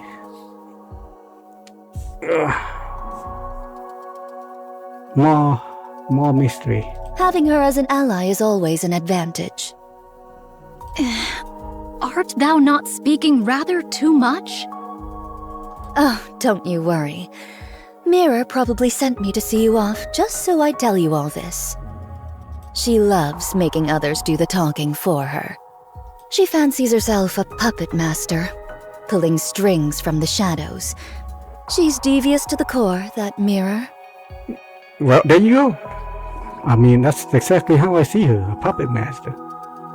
On that, I concur. So does Nayuta. Nayuta.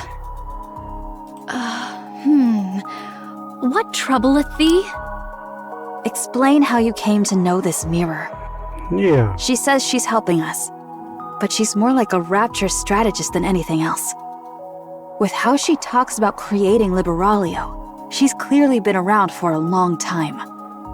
That means she had a significant hand in humanity's destruction. How did you end up allied with something like that? What a predicament. If I were to lie, wouldst thou let it pass? Fine. I'll believe it even if it's a lie. What an even greater predicament this is. 'Tis a simple enough tale. When mine replicas did roam the surface in great numbers, seeking a means to fell the Queen, 'twas young Lady Mirror who first approached me.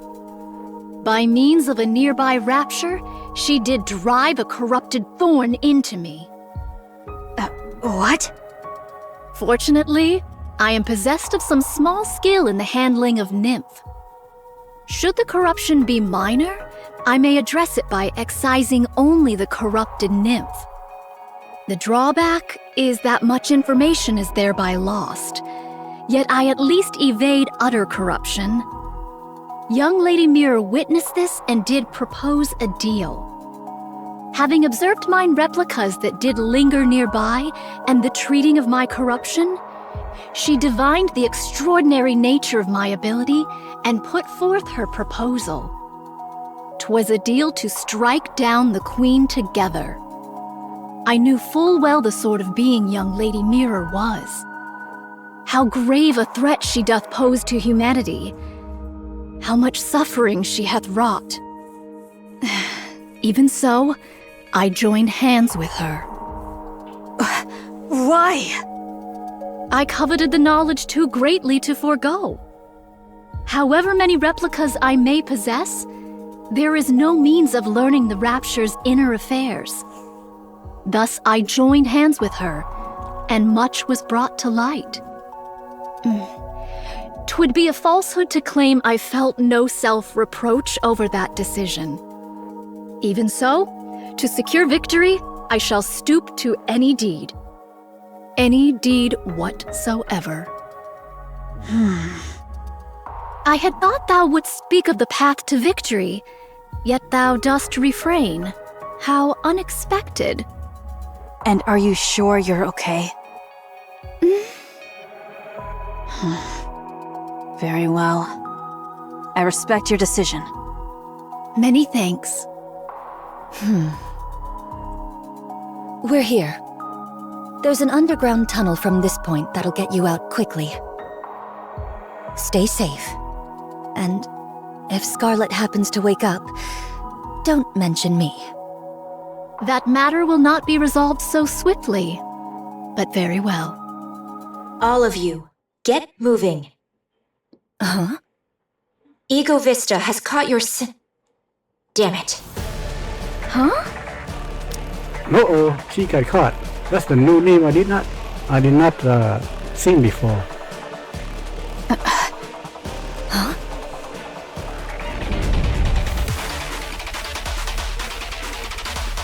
The sound of something tearing through the air echoed from the distance and rapidly approaching. What sound be that? The new boss? This complicates things on so many levels. Let's evade for now. We can't exactly run from something if we don't know what it is. Just run. Something enormous slams down. The ground splits and nearby buildings collapse. Snow White stares at a massive wall blocking her way. A towering wall, smooth and flat. The wall slowly lifts, revealing its end. It tapers gradually to a point. A drill? A sword. A A sword? A sword, you say? This? The gigantic sword swing again. Oh wait. Oh, I think I know what this boss is. They introduced it as real boss and very deadly actually. If you don't shoot the cancel wing, it can wipe you out. It's like a death attack that cannot be evaded unless you cancel the wing. This time it comes down indirectly at Snow White. 7 dwarfs unleashes fire. An explosion hits the descending blade, knocking it off course. Snow White quickly takes to the higher ground. Beyond the dust cloud, a weak silhouette of a giant approaches slowly. A sword strike? From that distance? Snow White stands ready with the 7 dwarfs, waiting for the dust to clear. As the dust thins, the giant's silhouette appears. A wide brim hat, a single sword, wings on her back. Snow White stares vacantly at the form, an unmistakably imitation of someone. And just like Otrusia, this doppelganger before her provokes a great sense of rage in her. Gotta be Snow White and Dorothy replica. This sacrilege. That's the creation of her comrade who risked their life in battle. Oh! Gotta be Scarlet and Isabel, yeah? Snow White's eye blazes as she clenches her teeth. Without any further hesitation, she unleashes her attack. I'll kill you! I'll kill every single one of you!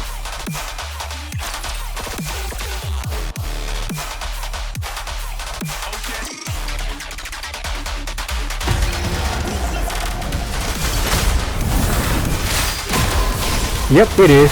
Scarlet and Isabel. I'll shine the stars. Shall I put my luck to the test? Glass slippers, full contact. Oh shoot.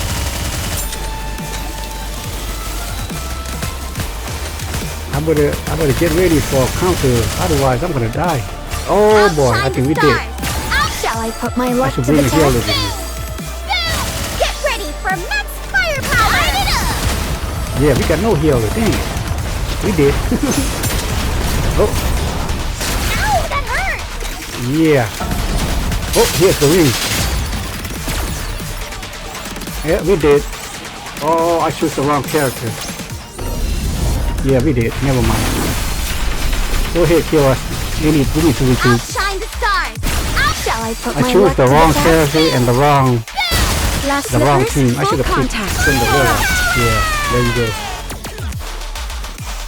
Yeah. The moment I choose the charge, that's why I don't like the charge character. Because of that right there. I know we do at that point. Alright. Everything's so drab. I mean, the only one who is not charged is actually Elect. The rest of them are all charged. Alright. Okay, let's remove.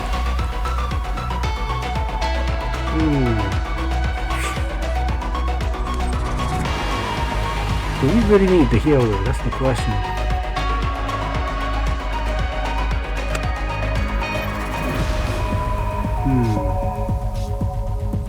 You know what? I'm gonna remove Neon. I need rapid fire. Roger. Joining the mission. There you go. Rappy. Still no healer. But I got rapid fire. I'm gonna turn off the changer.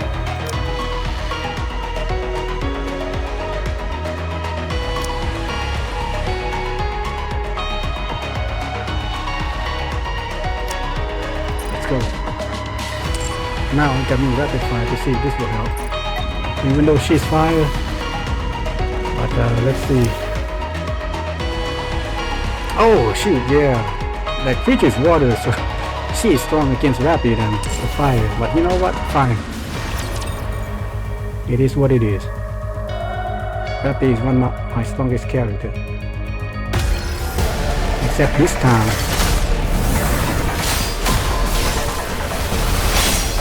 She's rapid fire, I can control. Outshine the stars! Outrun the lights! Shall I put my luck to the test?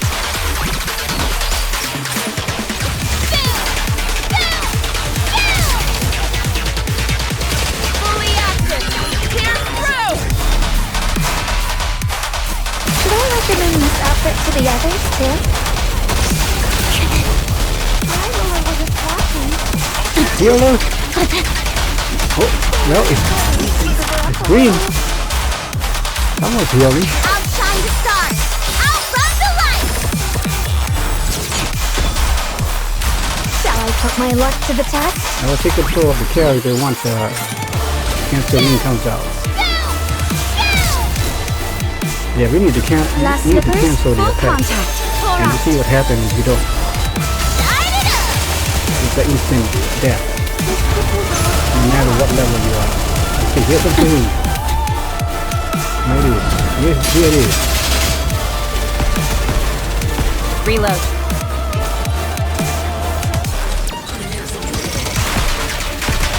Ooh. That reload takes so long that almost failed. Wow. Outshine the stars! Outrun the lights! I need to turn off that automatic Shall I put my luck to the attack. test? That's what I failed to do right there.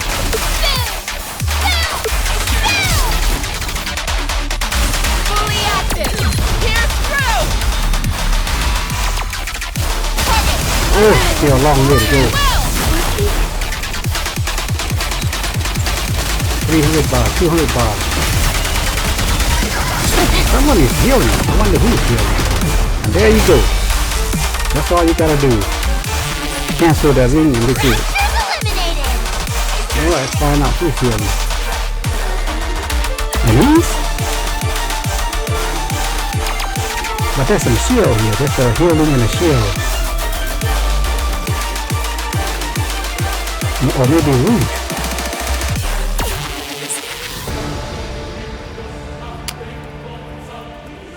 Well, whatever, we come through. Gotta be a niece, but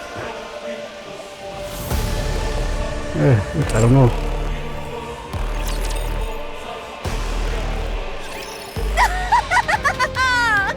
Eco Vista, that's the new name, and there it is. We saw Atrusia, which is Noah and Rapunzel. Now Isabel and Scarlet. Splendid! Truly splendid! Never have I fought so earnestly, not since the day of my birth! No, admittedly, I am newly born into the world. Stop laughing! Young Lady Scarlet's and Young Lady Isabel's weapons! Yep. I would fain give thee applause. Alas, I only have but one arm. Most vexing. I shall clap with my mouth instead. Thou shalt have to make do. You lunatic! I must confess, transforming doth dull the pleasure of the slice of mine blade. 'Tis less like a cut and more a bludgeoning. Only in this body can I truly feel the joy of cutting something down. A poorly made thing, this body.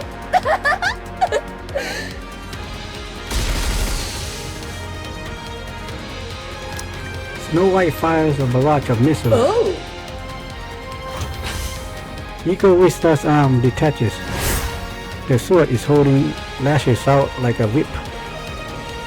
With a precise cut, it slices through the incoming missile before they can even explode. The sword then swings towards Snow White's head. Snow White tilts her head slightly, evading the strike. My apologies. 'Twas a reflex. My name was merely to deflect the explosives. Though thou art not blameless either, attacking in the midst of conversation. Doth such conduct not violate the way of the sword? Spare us the falsehoods. 'Tis plain to any soul that strike was aimed with intent. Nay, nay, 'twas a mere mishap, as I said. Eco Vista vanishes, then lands between Nayuta and Snow White. Whoa! Ambushes are not my specialty. The sword swings wildly. Nayuta and Snow White both block and evade, but are grazed and sliced. Blast! Ah! Precisely refined close quarters combat. Neither Snow White nor Nayuta have experience against a sword-wielding opponent. They couldn't have. Against Ratchers, gunfires are a standard. Some Ratchers do engage in close combat, but their attacks are nothing more than straightforward physical aggression. But Eco Vista plays mind game. She targets blind spot and vital points. Nayuta knows self-defense, but not at the level to face a master like this. Against a master of blade, neither can mount a single counterattack. Rose? To the rescue, maybe? Sword meets sword. It is! Rose blocks Eco Vista strike. Well, well, if it isn't Mirror's puppet. So... she does know about What exactly puppeting. dost thou think thou art doing? Who knows? Perhaps facing a sword wielder after so long stirred my spirit. A hollow husk with no blood to boil. What rubbish doth thou speak? So she knows Mira. But is she gonna punish Mira, or they just gonna ignore. I mean, this relationship is kind of weird. You know, 1 second they're like on the same side, and next they go against each other, and Mira just like everywhere. You know, she's not in one side or anything.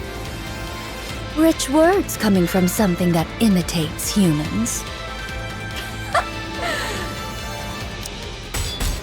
Their blades crash. From a distance, Mira watches. Oh, she looks unhappy. Maybe she somehow lose control of her puppet there. This is no good. Ugh. They really are completely helpless. Even with half their forces remaining. They're struggling this much against a single newborn heretic. Oh. Altruria's retreat was likely due to that strange wall. These new raptures will just keep getting better. The Queen will secure the dark matter, and those half-baked things aren't going to pose an obstacle to her. Eden is still devastated, and the Ark shows no sign of mobilizing. On top of that, Marion's gene is now in the Queen's hands. I've decided. It's a shame to abandon everything I've invested. But the Queen is on a whole other level. Perhaps her descent was the problem from the start. There's no other choice. This is the right call. What a waste. Both Marion and the Ark. Such a shame. After all that effort I've put in, the Queen obtaining a new body was the deciding factor. Otherwise, she could have been stopped. Right. Time is infinite. I'll just have to look for the next opportunity. With a quiet crackle of static, Mira vanishes. So she bailed out. And waiting for the outcome on which side she gonna stand with, huh? Rose and Eagle Vista's blade crash in a fury of exchanges. They are evenly matched, but one side begins to falter. The difference in physical spec is overwhelming, but the difference in swordsmanship is overwhelming enough to cancel it out. Rose drives Eagle Vista back. Impossible! How? You were going on about the way of the sword. You should know how meaningless ideals are when they're bereft of power. Silence, thou empty husk! Eagle Vista swings her blade in desperation. Is that why her name is Eagle? She's full of ego? Full of herself? Her movements are wide and sweeping, the kind that happens when emotion overtakes the body. Rose ducks and raises her blade. All she needs to do is lightly deflect and charge forward to pierce the core. As expected, nothing beats Scar's swordsmanship. Eagle Vista's blade drives deep into Rose's upper body. Uh-oh. Rose collapses. A pity. The sword was too worn, too frail to endure my strikes. That it should end thus, I find it nothing short of regrettable. Snow White levels her gun at the stunned Eagle Vista. She glances toward Nayuta to call for backup, but sees her staring into the distance, her face frozen in horror. We are undone. Just as I feared, we ought not have joined hands with an outsider. Snow White follows Nayuta's gaze. Whoa! Dozens of glowing red orbs light hurtle toward Nayuta. Mantra! A thunderous roar echoes in the distance, sending vibration ripping through the air. The sound slowly draws closer. Nayuta, what's happening? Mount mantra and make haste. Retreat, I say! Nayuta! When my replicas perish, their nymph returns unto me. Oh! I think, remember when I say that her replica is probably become a prisoner or something, holding in a cell, and I think Mira decided to end it. She thinks that humanity and the Ark and Eden has failed, so now she just gonna abandon her, project, and then decided to destroy these prisoners. And then that's why maybe all these spirits come to her all at once, because they all destroy at the same time. And the only way that happens is they were confined in a prison in the same cell. That's just my guess. The scores of replicas whose whereabouts were lost here have failed. They met their end whilst afflicted with corruption. Then those lights. Corruption of nymph. That light yonder. Mine own nymph. Now corrupted. It comes for me. There is no evading it. Oh, she gonna become a corrupted Nikke? Then you. Go at once. No more words. Mantra crashes through the wall. Snow White hesitates. She locks eyes with Nayuta. Fret not, I beseech thee. There is no shortage of what may replace me. Snow White mouths mantra. The beast gallops off. Snow White's gaze turns to the fallen rose. Egoista stares at the ground as if dejected. While mantra collapses on, Snow White bends down and lifts the battered rose. With Snow White and Rose aboard, mantra leaves the area in an instant. And I think this is what gonna lead to overspec. Scarlet gotta be Rose. I think Rose gonna make Scarlet twice as strong, just like Red Hood and Rappy.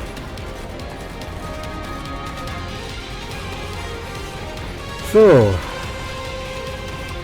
but I wonder who destroyed, the Queen or I think Mira. Gotta be Mira. Remember how Mira tried to corrupt Nayuta in the first place? And then she put a hold on that since she make a deal with Nayuta. But now that she no longer have faith in humanity and Nayuta, she just destroy all. So I'm assuming she probably tried to find option to complete join with the Queen. Nayuta watches the ominous red lights converging on her. Mirror, things shall not unfold according to thy will. Yep. Nayuta presses her palms together. Lights burst from her body. Though mine original self be forfeit here, there is no want of replicas to succeed me.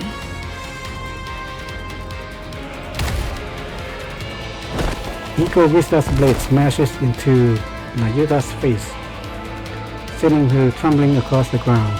Nayuta's vision swims as she's struck by the flat of the sword.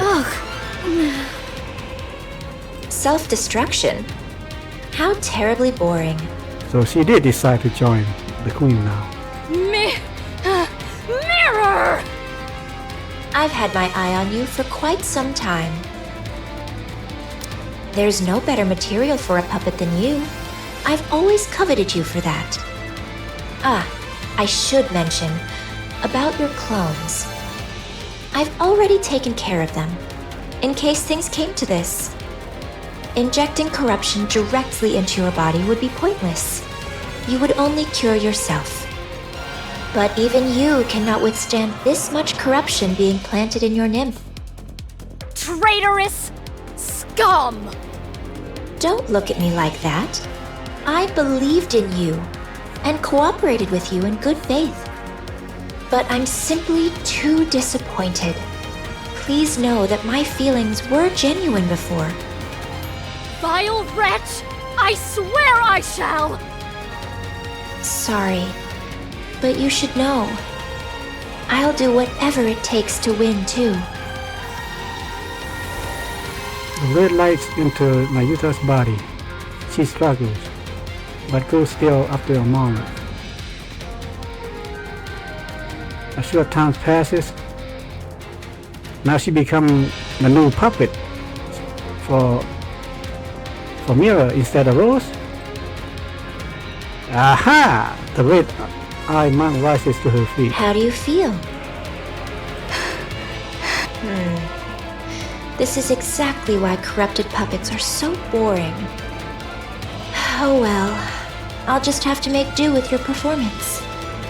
Now then, could you call all your clones here? There's something I've been wanting to try for some time. The red-eyed monk sits cross-legged and closes her eyes.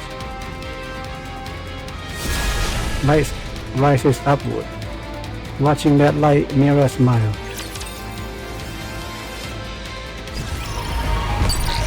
Yeah! She lost Rose. Now she got Nayuta as the next puppet.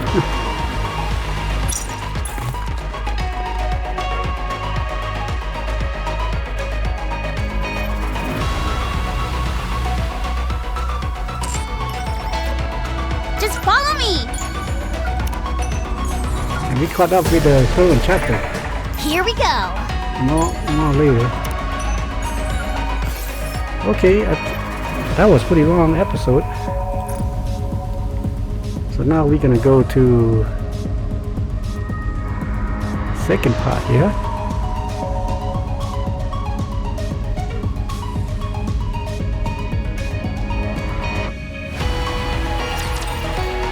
Which is Dorothy.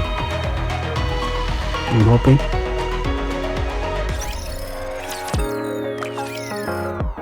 A few days later in Eden.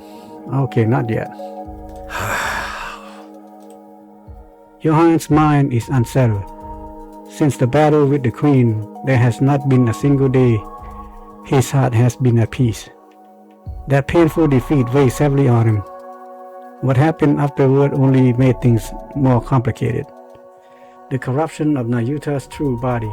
This is devastating. It'll be fine. Knowing her, she'll come out of this like it's nothing.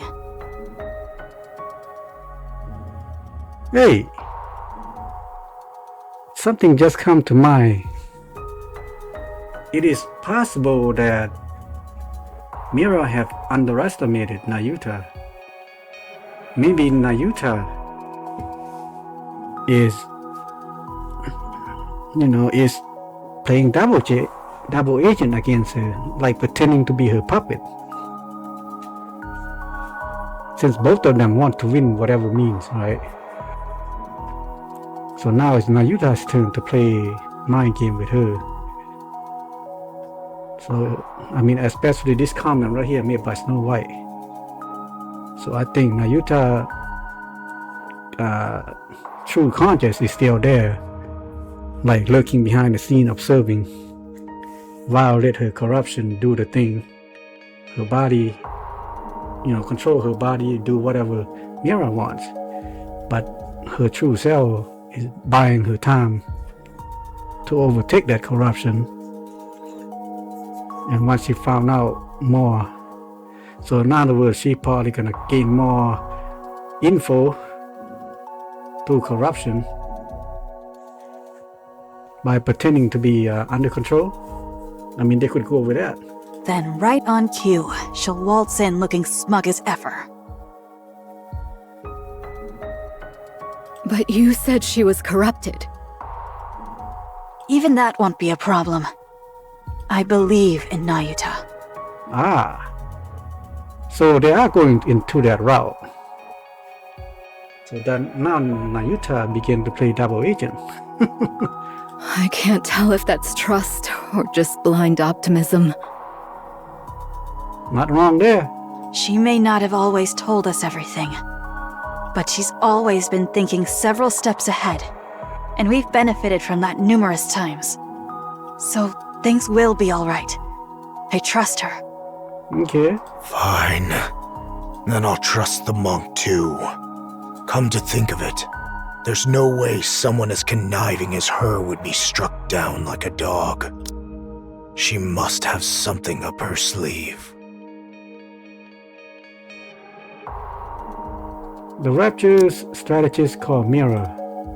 The newborn Raptures the Queen is said to be creating. New heretics like Orthusia and Eco Vista. They may even more. There probably are. Liberal Rebel who arrived in Eden with only her head remaining.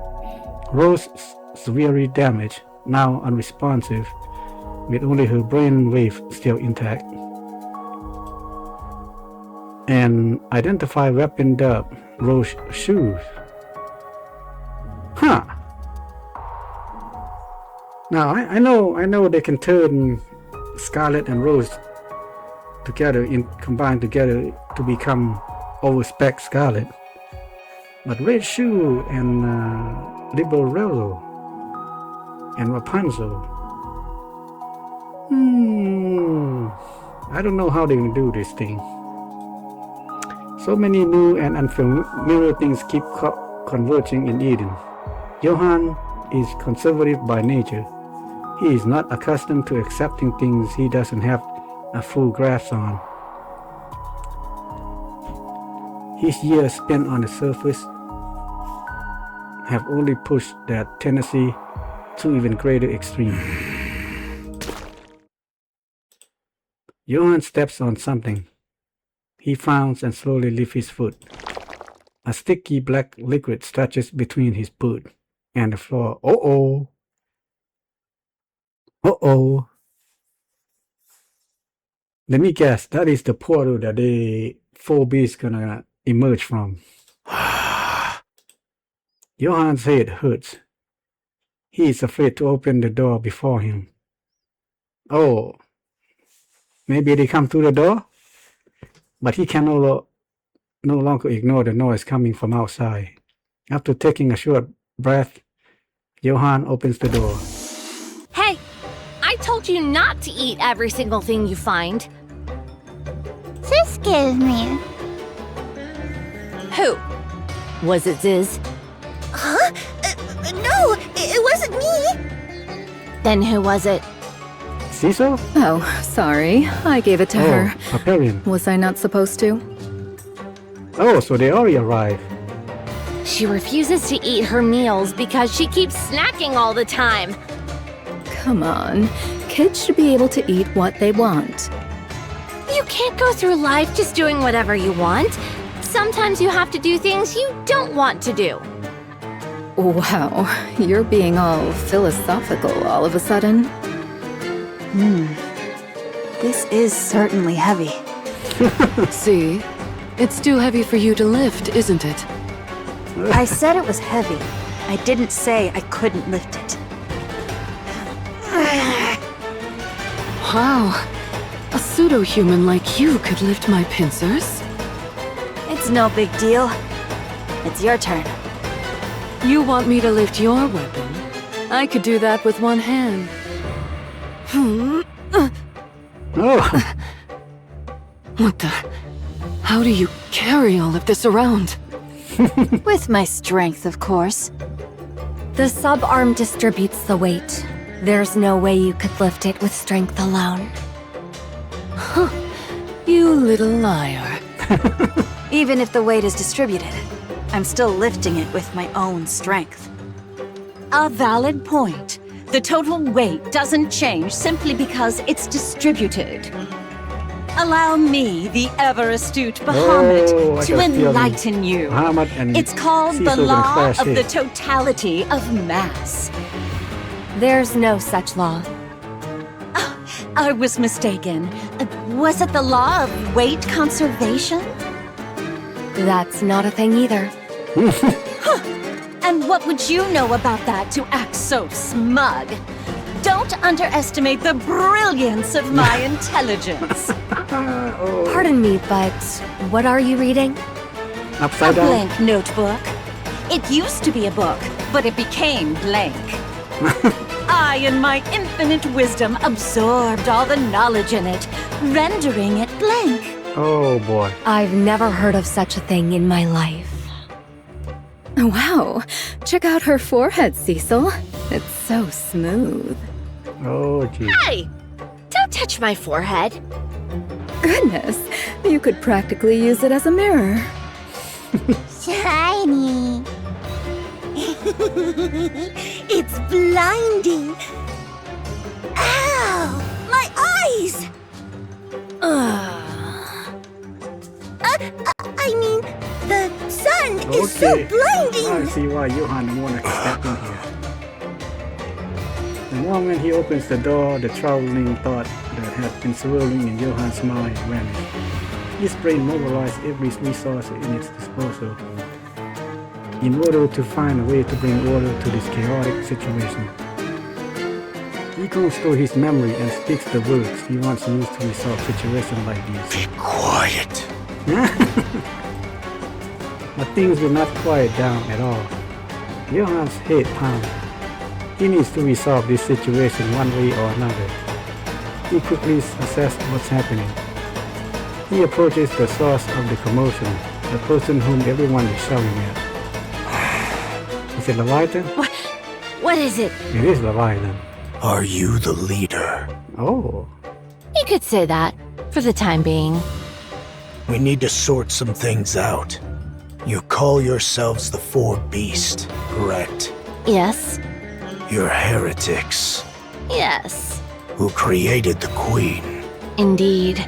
and you're her associates. Yes. You saddle up to just about anyone, don't you? I've been briefed about you ahead of time. Johan is startled by the sun's strange sensation against his leg. He looks down. A girl is clinging to his leg. Hug me. My. Just a kid and already taken with a handsome face. Johan ignores the girl and continues. As I was saying, you're... Hug me. You better. Well, End you're gonna goal get dragged. is... I have a hard time believing you helped us out of Hug me. goodwill. So I need you to be clear about your intentions. You're aware of who we're going up against. Hug me. Johan bends down and lifts the girl up. He holds her out at arm's length and looks at her. Hug me. I don't know how I'm supposed to hug you. Just wrap your arms snug around her. Johan brings the girl into his embrace with a stiff, awkward movement. She falls asleep almost instantly. She's asleep. You're right. She'll sleep in just about anyone's arms. Do I have to keep holding her like this? Yes. If you put her down, there will be hell to pay. What do you mean by that? She'll cry and scream and all that. How long do I have to stay like this? Probably until she wakes up. That's pretty weak. Johan looks down at the sleeping girl. The thought had been tormenting him moments ago are completely gone. Focusing on his attention on holding the girl, Johan stood frozen in place. This is the first time Cecil has seen this side of Johan. She bursts out laughing at the end. All right. I have a clear picture of what's going on. We'll cooperate. Do I need to remind you of who we're up against? There's no need. We've met her. Yep. So, that was the Queen? No wonder. What would happen if we leave her alone? I have no idea at all. According to Snow White, she's establishing a new faction, which means they intend to create a world of their own. Any notion of coexistence is just a pipe dream.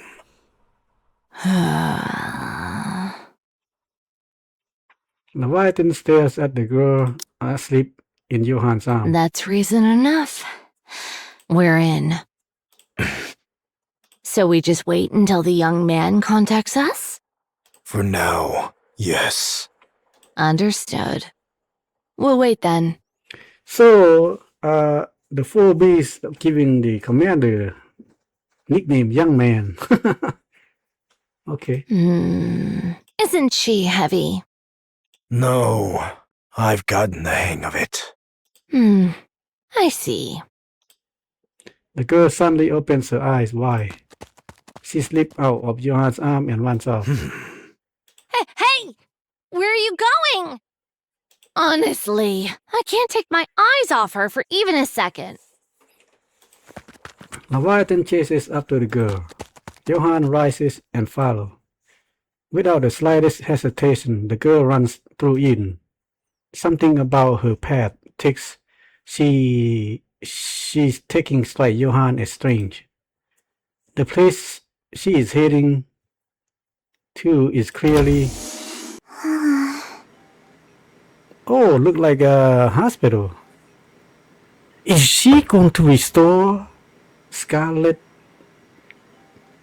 Remember how she make the four beasts regenerate like real fast? Oh my. The girl quietly stares at Marianne lying there as if asleep. She waves her hand in front of her face, but Marianne does not wake. She reaches out and places her hand on Marianne's chest. No heartbeat can be felt. The girl takes a step back and places her hand on her own chest. She feels 2 heartbeats. The girl continues to stare at Marianne. Okay. Interesting.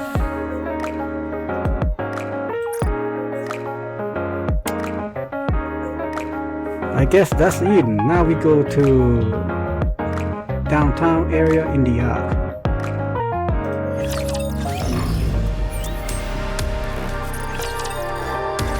Fire!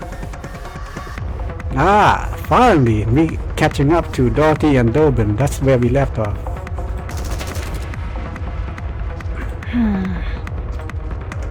Mass-produced Nikke opened fires on Dorothy. Dorothy effortlessly evaded the first lot. Lost in I thought. suppose this must be because of the Queen. The Ark leadership must already know that the Queen has come to the surface. Information that highly confidential. They're attacking me on grounds that I disclose that information and stir up unrest among the public. But this is not what I had in mind. One would expect leadership would summon me for a meeting or even an interrogation for leaking classified intel. I intended to make my case for the necessity of the Third Surface Reclamation War. But of course, leadership couldn't possibly be swayed. But for the Nikkes who are completely kept in the dark, the civilians who are equally uninformed, the mounting chaos within the Ark would have been more than enough to shake them to the core. I need to be the one who puts those fears to rest. It's impossible to explain everything to them as it were, so some degree of deception is necessary. That way it will be easier to incite them. After all, what people want are visible facts and solutions. What lies beneath never interests them. The performance I put on in the Ark until now should be sufficient to draw in both Nikkes and people alike. But this I did not anticipate. I didn't think they would attack without warning. and in the middle of the city, no less. Well, I think Doben want to make a name for himself. So, there you go. What's going on? Dorothy avoids every bullet as they rain down on her.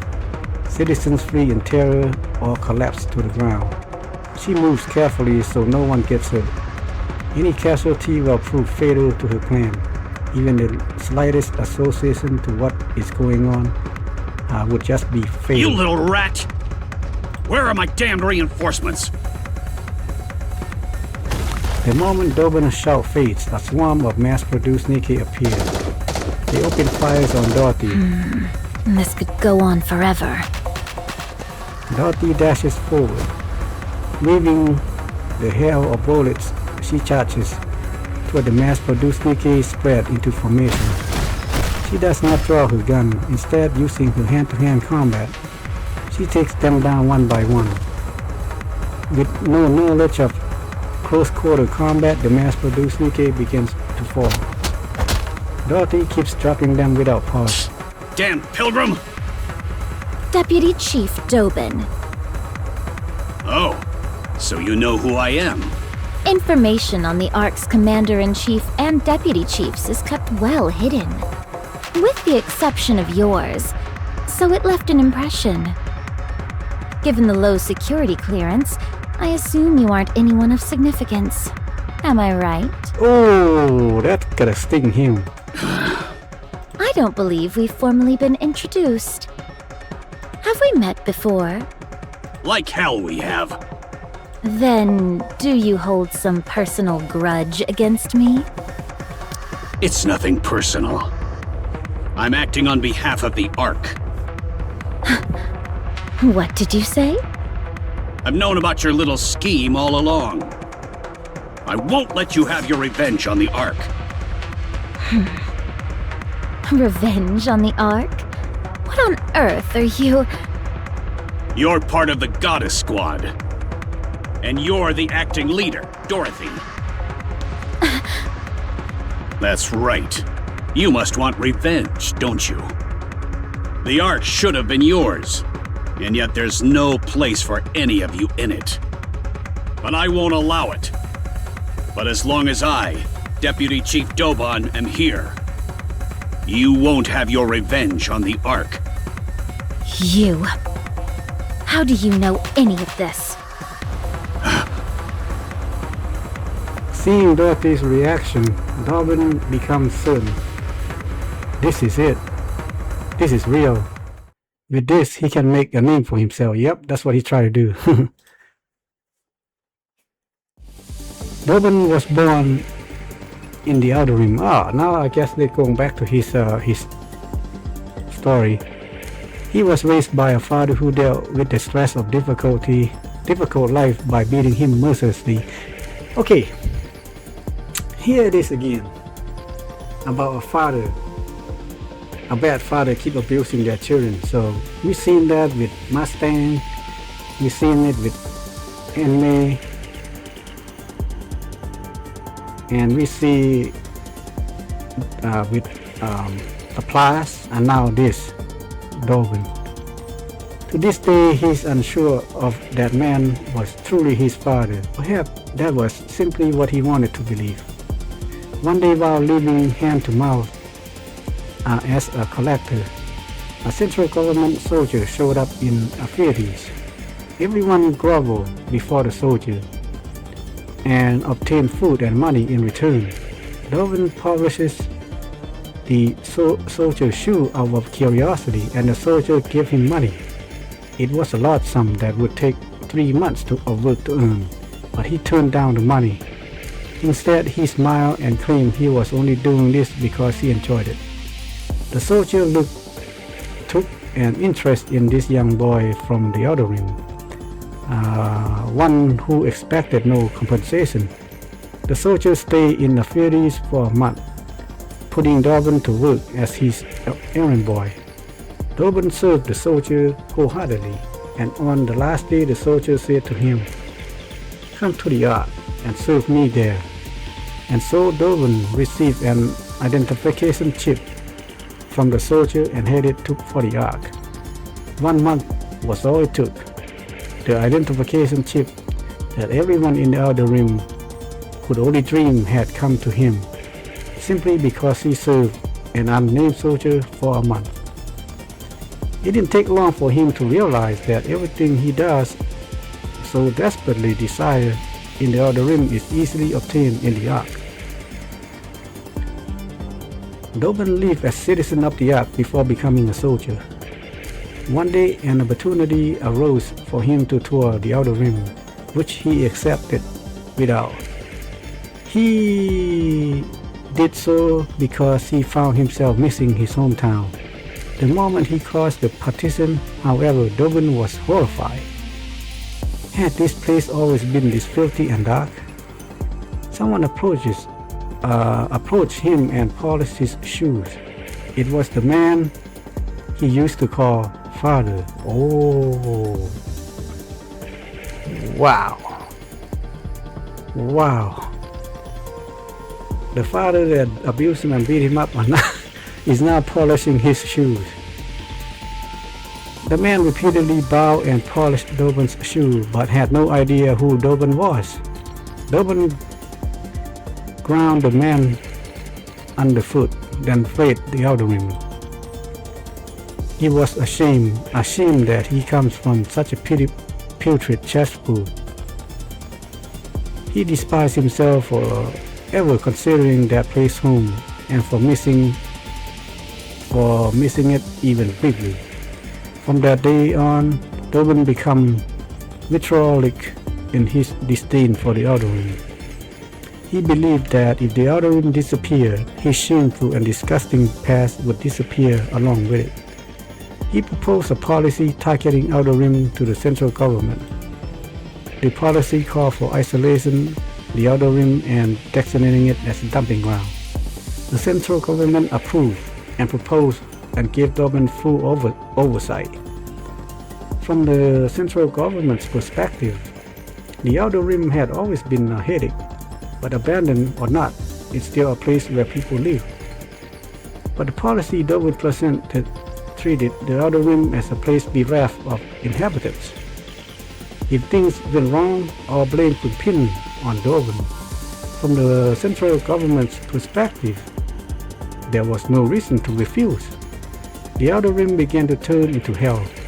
Doben soon gained recognition for his role in resolving such a troublesome matter and rose to the high-rank position.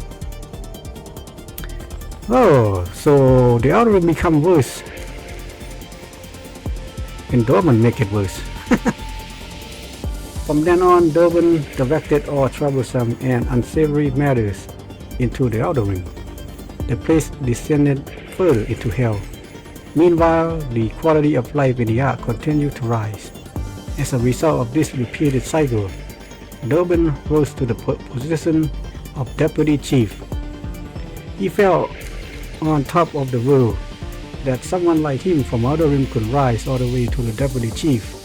It felt like a dream. But that was where it ended. With the Ark stabilized, there was nothing left to dump in the Outer Rim. Whenever problem arose in the Ark, he engineered it to appear as the Outer Rim's handiwork, only to be repeatedly foiled by the underground queen and exotic. He hears whispers behind his back. He's accused of selling out his own hometown for a promotion, and now that he's without a scapegoat, he's powerless. Doben began to grow anxious. He had a dream to make the Ark his own personal fiefdom. The thought of an Outer Rim native standing atop the Ark filled him with unbridled joy. But he had no way of getting there, save for his capacity for inhumane methods. Doben had no real talent. His standing naturally began to erode, and nobody acknowledged his worth. He was excluded from important meetings, and he was not even assigned to Nikke to his name. Yeah, that's right. All he got was a generic one. He concluded that both his position as Deputy Chief and his place as a soldier and citizen of the Ark were at risk if things continued. He needed to prove himself, but he was incompetent. That was when the pilgrim Dorothy arrived in the Ark. He found it suspicious. The timing was too conspicuous. Dobbin became certain Dorothy had ulterior motive and began investigating her. When Dorothy left the Ark on an exploration mission on the Utopia, he went so far as to plant a bug on her to find out her motives. However, he learned nothing of significance, and there was no information about Dorothy anywhere in the Ark either. A Nikke without record shouldn't exist. After exhaustive inquiry, Dobbin uncovered the existence of the Forbidden Library. His position as deputy chief made that a possibility. Dobbin set out to comb through the Forbidden Library. However, the library's door remained closed to him. Oh! Remember Ivory? Ivory went into the library and tried to get info from Arcana, and then Arcana, and then the light went out. During that crystal, or rather, the crystal attack from what's her name? Sixo. At that point, the security door opened, and Arcana kinda purposely led Avery to the info about Dorothy, and she purposely let Avery have it, and I believe that's who gave that info to Dobbin, is Avery or Ivy or whatever her name is. Anyway, continue. Breaking in without authorization would be a death sentence, even for a deputy chief. Since there was no way access to the Forbidden Library would be granted to him, Dobbin was left stomping his feet in frustration. After days of looking around the Forbidden Library, he spotted a Nikke scoping out the same area. Dobbin sensed that an opportunity would present itself in some form. Gotta be Ivory. And sure enough, something miraculous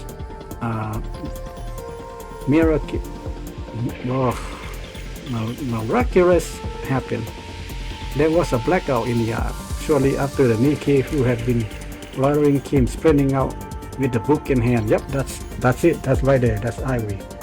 Dobbin shot the Nikke in the head, stole the book from her, and fled. No! Surely he didn't kill her. After reading everything written in that book, Dobbin let out a shout of triumph. All records from the Forbidden Library carry inherent credibility, so the content of the book could be trusted. He became certain of Dorothy's intention. He was convinced if he killed Dorothy before she brought ruin to the Ark, his standing would solidify for good. Eliminating the instigator intent on destroying the Ark right before any damage occurred. Just imagining himself as the hero who averted the crisis, saved the Ark, filled him with joy. Dobbin, guardian of the Ark. Oh, sorry Dobbin, but you're not a hero.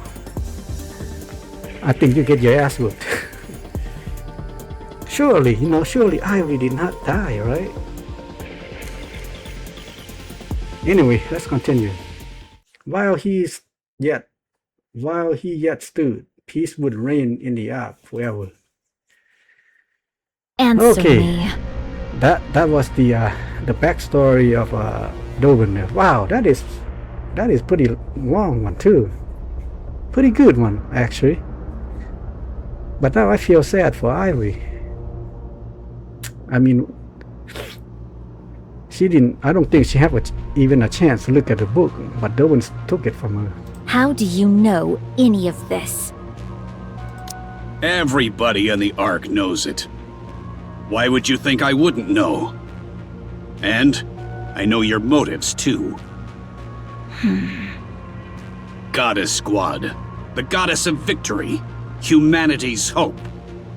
To think that you, one of those legendary Nikkes, could have fallen this far. Pathetic. We will never hand the Ark over. I see. So you knew everything. So, what exactly do you plan to do about it? Isn't it obvious? I eliminate the outsider who is trying to throw the Ark into chaos. Just one question. Why did you abandon us? What are you talking about? You're the ones who abandoned the Ark. What did you say? The Goddess Squad demanded far too much. You wanted half of the Ark and the seat of supreme authority.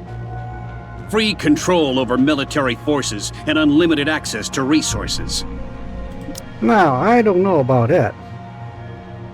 Could the book contain some false info?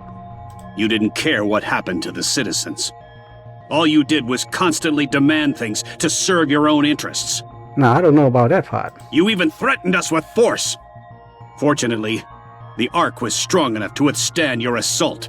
Where do you get that from? And when defeated, all of you fled the Ark with your tails tucked between your legs. Yeah, that's definitely not right there. I think that book is half true, half false there. Despite all that, to honor your contributions, the Ark elevated you to myth, enshrined you in monuments, and passed down your legend through the generations. Instead of gratitude toward the Ark, this is how you repay us? Have you ever seen us in person? No. I was born in the Ark. I see. So that's how they recorded it. Darwin knows the whole truth. He knows that the truth. He knows the author of the Forbidden Library foresaw what fate awaited Goddess Squad upon entering the Ark. He knows they took on the whole role of villain to prevent the Goddess Squad from being forgotten. And he knows why the goddesses end up the way they did. Oh! So he basically just spin the false narrative himself. But he doesn't say anything. What matters now is for him, the Ark Deputy Chief, to take down the outsider, blinded by revenge, and earn his merit. So he must provoke Dorothy into giving him what he wants. Oh. All units! This pilgrim has spread misinformation and incited unrest in the Ark. I want her captured alive. So now I don't like Dorothy even more now. We must keep the Ark safe. We cannot allow an outsider to ruin everything we've built.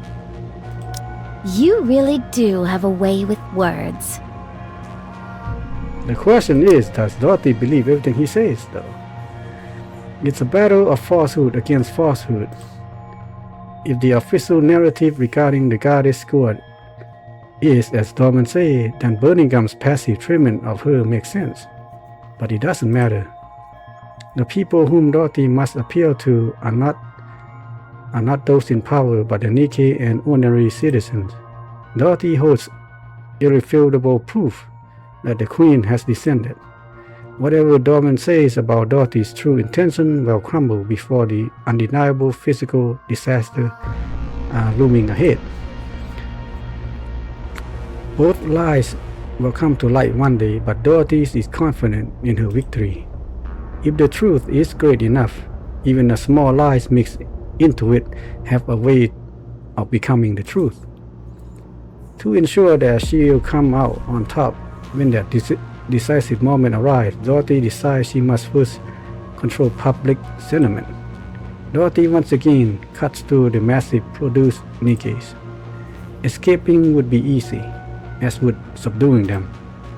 But I need to come off as a victim, since the public tend to side with the weak. I'll give them just enough of a fight and take some hits, but under no circumstances can I use my gun, and there must be absolutely no casualties. I must appear as someone targeted by the central government for telling the truth. Oh, so she is gonna pretend to be play along with Dobin, I guess. Dobin's action here will give the Nikke and citizen the confirmation they need. Confirmation that central government has been deceiving the Ark. Why don't you take a nap? Dorothy drives her knee into the abdomen of the mass-produced Nikke. The Nikke bends at the waist and groans. At that moment, the mass-produced Nikke explodes, sending fragments scattering everywhere. Huh? The Nikke beside her charges with a shriek and launches at Dorothy, trying to grab her. Ah, the suicide bombing! Dorothy reflectively dodges and breaks the Nikke's stance. The Nikke staggers, then detonates. Yeah, that is a suicide bomb Nikke.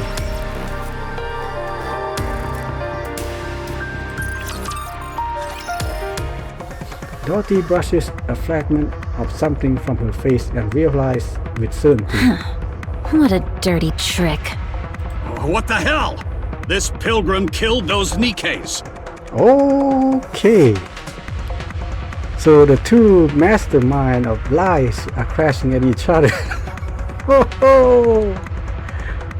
You got lies of Dorothy and Dobin.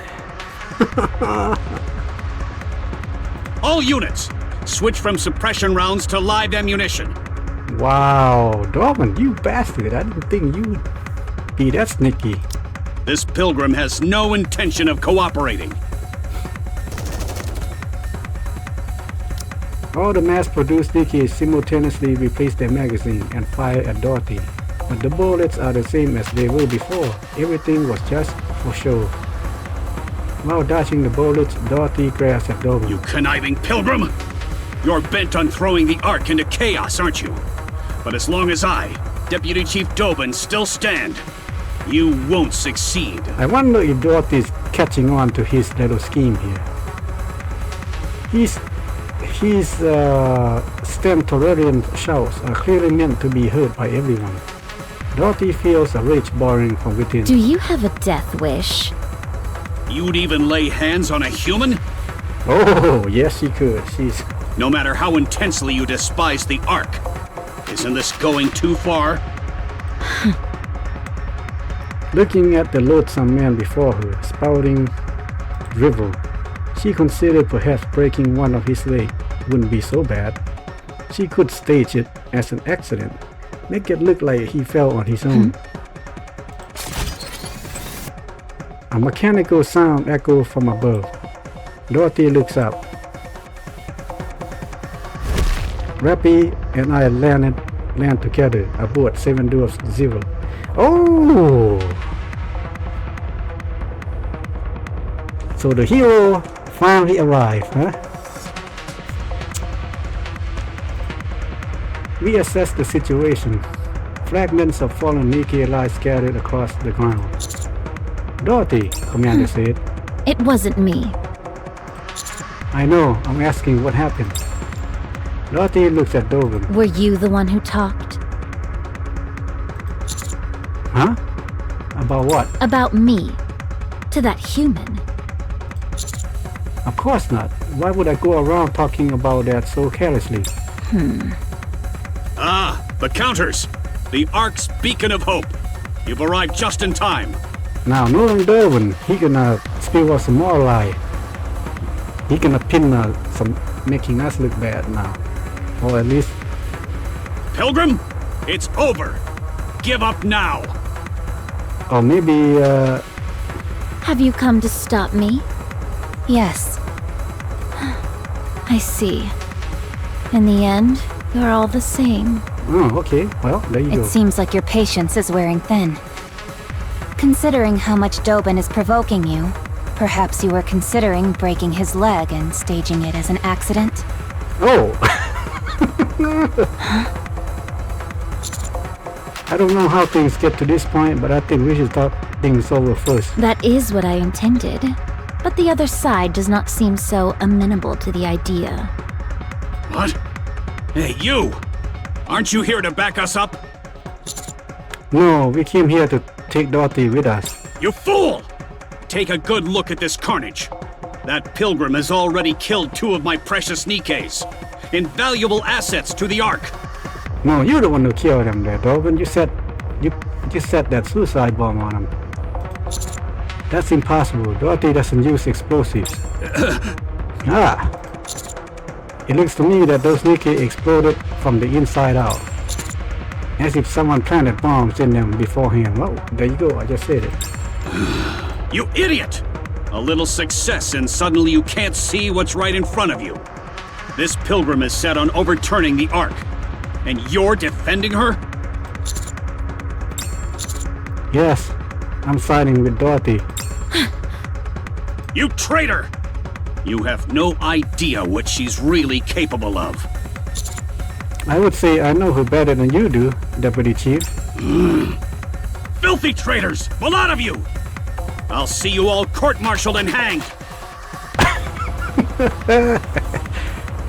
Now remember, Dobbin, Commander has a whole legion of Nikke with him. Not some mass-produced, but someone powerful and loyal. You say I don't know her true colors? It's you who doesn't! I'll show you what kind of creature that pilgrim really is! Come out! At Dobbin's gesture of formation parts, numerous mass-produced Nikke step forward. They all produce 23 model Nikke. Oh boy, Pina. Oh boy, that's gonna trigger Dorothy's emotional string. All of them remove their visor to reveal familiar necklace around their necks. No way. Memories from aboard of Utopia come rushing back to me. The image of that... Oh, Utopia is that summer event. The ship. About Dorothy and her ghost, ghost about Pina. The image of that held Dorothy captivated unnamed surfaces. Pina.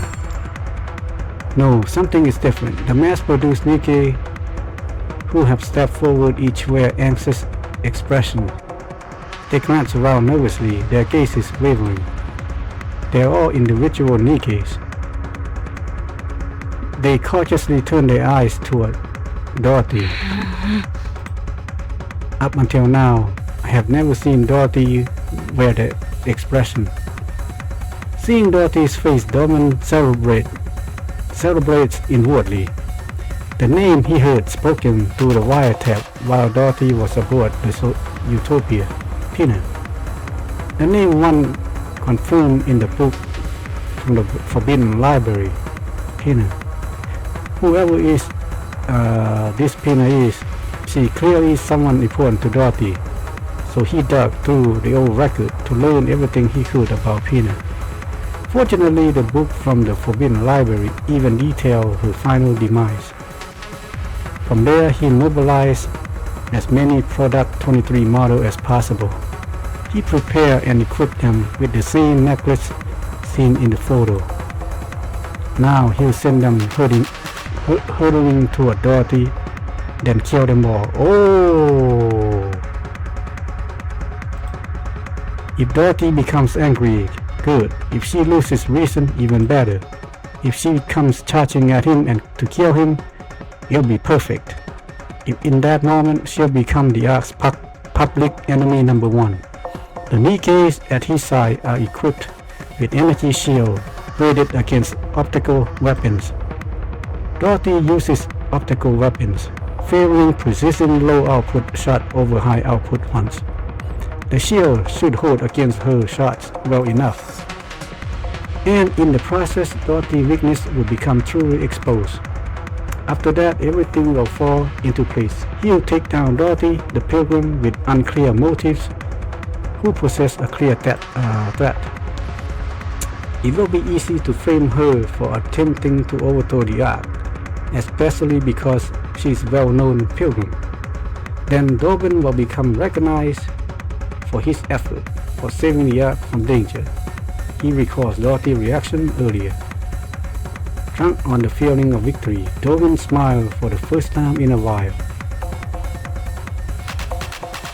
I don't fully understand the relationship between Pina and Dorothy. Even so, one thing is certain, Pina is more precious to Dorothy than anyone else.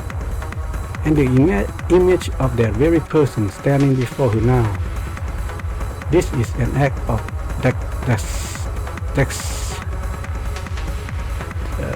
the act of desecration. Oh boy, a wild one at that. It is a trampling with muddy feet on the sacred space of strangers' cherished memories. Go. Mass-produced Nikke, resembling Pina, hesitates, then runs forward. She spreads her arms toward Dorothy and forces a smile. Dorothy stands frozen, staring blankly at the sight before her. The Nikke approaches. Dorothy. And then she explodes. Rappy!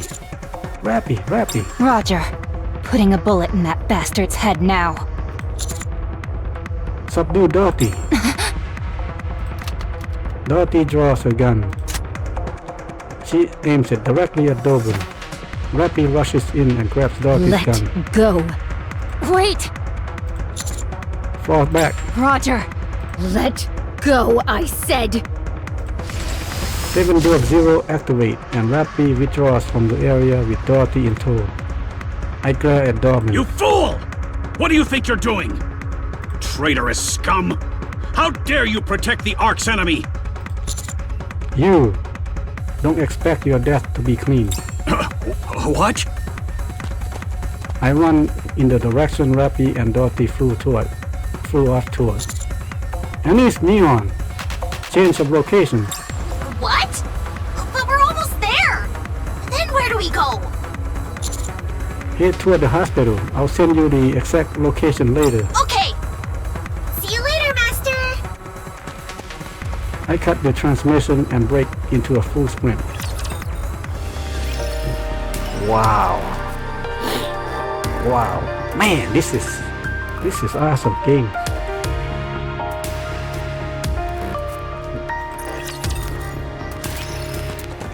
I sprint in the direction Rappy and Dorothy are headed. The only problem is I don't know exactly location either. There! Rappy tumbles across the ground. From the distance, I catch sight of Dorothy pulling away. Commander! Rappy, are you okay? Take cover! Dorothy fires wildly. I quickly hurl myself to the side. The optical round scraped across the ground. She fired her gun? She's lost her mind! Dorothy approaches repeatedly in low flight. Rappy unleashes a volley at her, but she rolls clear of every shot. In the same motion, Dorothy fires back with optical rounds. Wait, if I get shot, I'll die. The same goes for me. Rappy and I roll out of the way as heat grazes our bodies. Dorothy walks slowly toward us. Do you intend to keep going? I prefer not to. But if I stop, you'll go back and kill Dobin. That's right. There's no reason to let him live. Stop this. You said you would take over the Ark. If you do this, all of your plans will fall apart. Everything you have prepared till now will become meaningless. Everything I've prepared, it has already been ruined. Nothing is left. Dorothy, why are you doing this? I have nothing left now. The place we thought was paradise refused to let us in, and the new paradise we built cast us out. That's right. I have given up all hope, because there's nothing else I can do. After inciting the humans and Nikkes of the Ark to leave with me, I wanted to create another paradise. That trivial thing. That was the only form of revenge I had left. That was the only thing left I could take from the Ark. I've tried to endure all this time because it was all I had left. But what I can't endure is that. Dorothy, come with us. Let's defeat the Queen together. You're asking me to join forces with the Ark? You heard what happened from Snow White herself. What was done to me, to us. I'll never forgive the Ark for that. I'll convince them. I'll make sure you're compensated for everything you'll suffer. You know that would never happen. Dorothy levels her gun at You me. idiot! Anis is here! Neon has arrived! Nes and Neon jump down from the building and land loudly behind Dorothy. Dorothy hurried, turned, and pulled the trigger. Nes' hand blocked the optical round aimed at Neon's head. Whoa! Oh. Did you just... I just... Dorothy steps back. Were you trying to kill her? No, I wasn't. I'm sorry. Dorothy! Hey! Are you okay? Are you okay? Oh boy, they're gonna piss her off even more. Numerous footsteps send tremors to the ground. Countless Nikkes are advancing toward us. At the forefront are Product 23 models. Well done, Counters. Hold her right there. Stop.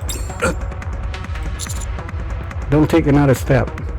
Don't even think about giving any orders. You son of a... Counters. We protect Dorothy. Roger. Got it. Firepower! Firepower! We face off against Dolan's forces with Dorothy standing behind us. Go! The mass-produced Nikke leading formation exchange nervous glances. Go, damn you!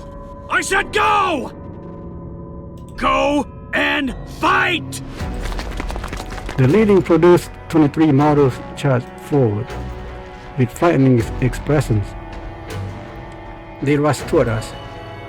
Fury fills Dorothy's eyes. Rappy quickly grabs both Dorothy's hand and Nes and Neon follow suit, grabbing Dorothy's shoulder. Why is she so strong? Don't worry, there's 3 of us. Let me go. I'm going to dispose of that trash. I know he's a piece of garbage, but you have to hold back. Hold back? You want me to hold back? Imagine if those Nikkes looked like Red Hood. Could you really hold back? That piece of filth! How dare he use Pina, my most precious wings! He's desecrating her memory! He doesn't know the first thing about what happened, but he dares trample on my memories to provoke me? My most precious memories! You already know he's trying to get a rise out of you, so don't fall for it. Yeah, if you know that. I don't care. I'll play right along. Oh. Very well. I'll take the bait. Are you being serious? Yes, I'm serious. Rappy released Dorothy's hand. She looked straight at Dorothy's and says, Okay. Then let's kill him together. What? Oh. If that's what you want, then let's kill him together, Dorothy. I'm your friend, so I'm in this with you. What are you saying? Oh. The ground shakes from the thunderous footsteps. In an instant, countless Nikkes surround us. Deputy Chief Burningham arrives with reinforcement in tow. Everyone, stop. Dorothy, drop your weapon. Burning gum! I said drop your weapon, Dorothy. Now, drop it. Why should I? Perfect. Exactly what I hoped for. A large audience. Dobin fiddles with something. I get a bad feeling in the pit of my stomach. As if responding to that foreboding, and the Nikke's resembling Pina react all at once. They tremble as if in agonizing pain. Moments later, all mass-produced Nikke have red eyes. Dorothy. Dorothy. Dorothy. Dorothy. Oh Dorothy. man.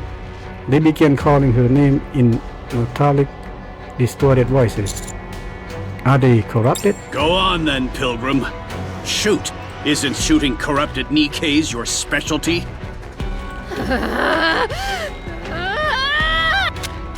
Dorothy shake everyone off and raise her gun.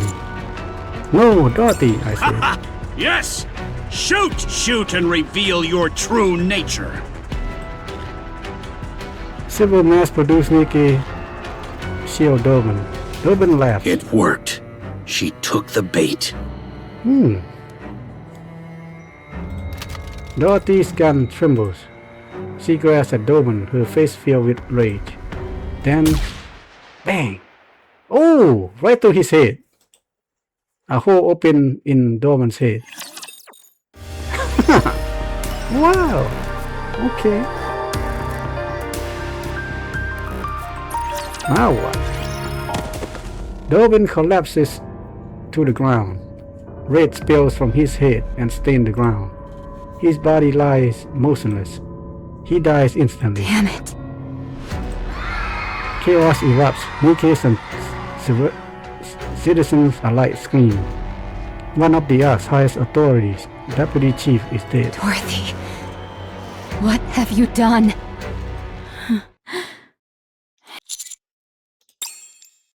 I turn my head. Smoke rises from Deputy Chief's burning gun. Oh! I get more respect for burning gum now than ever. Deputy Chief? Enoch, the verdict.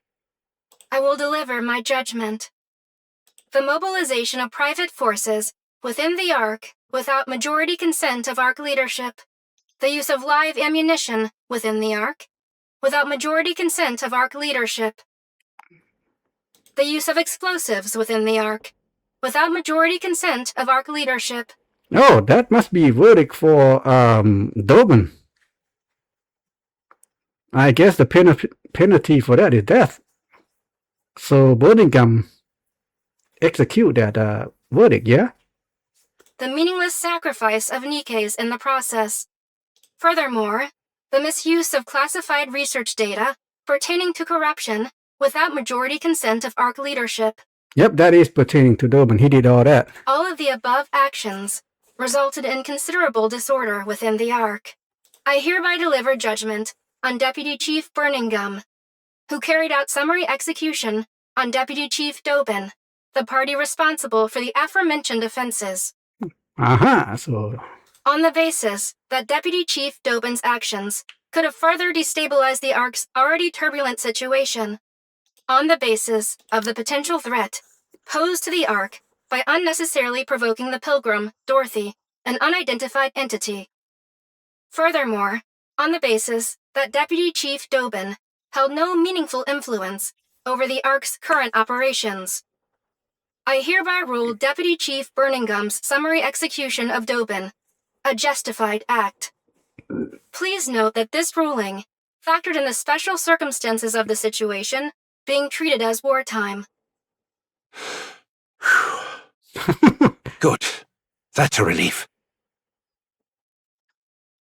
Birmingham, who is drenched in sweat, looks at Dorothy.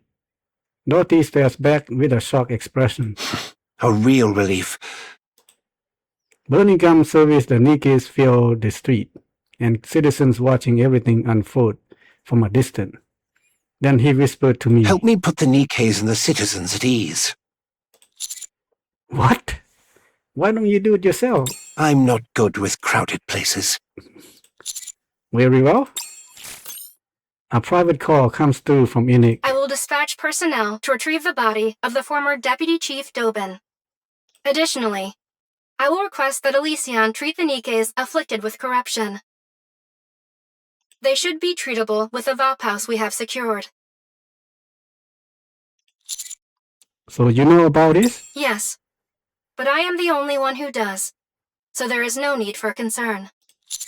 Good, I'll leave it in your hands. Very well. I look around. I see the trembling eyes of the countless Nikkes and citizens. At the end of their gaze, Dorothy stands.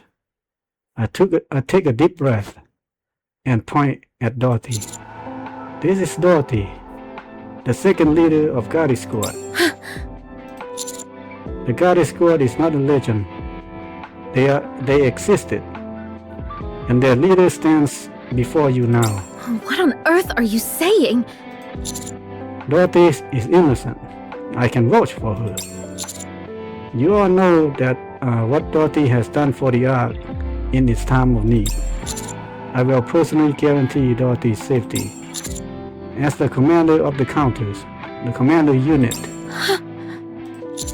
former Deputy Chief Dobin, he attempted to frame and execute Dorothy. His motives are currently under investigation.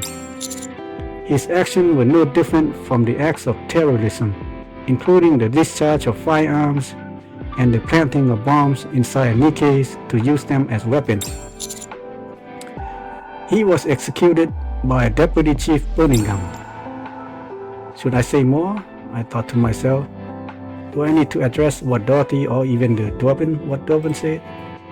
As I mull things over, my eyes meet Birmingham's. He subtly shakes his head. This is all I can share at the moment. I continue further. Further details will be provided in a statement from the central government. From here on, please follow any directives issued by the central government. Thank you. The commotions began to settle. Dorothy, I said. Who gave you the right to talk about me like that? Oh, she's angry at us. I'll convince them. What? I'll convince them so that you can be compensated for everything you have been through. Just trust me. Handcuffs are placed on Dorothy's wrist. Wait! This is just for show. Oh.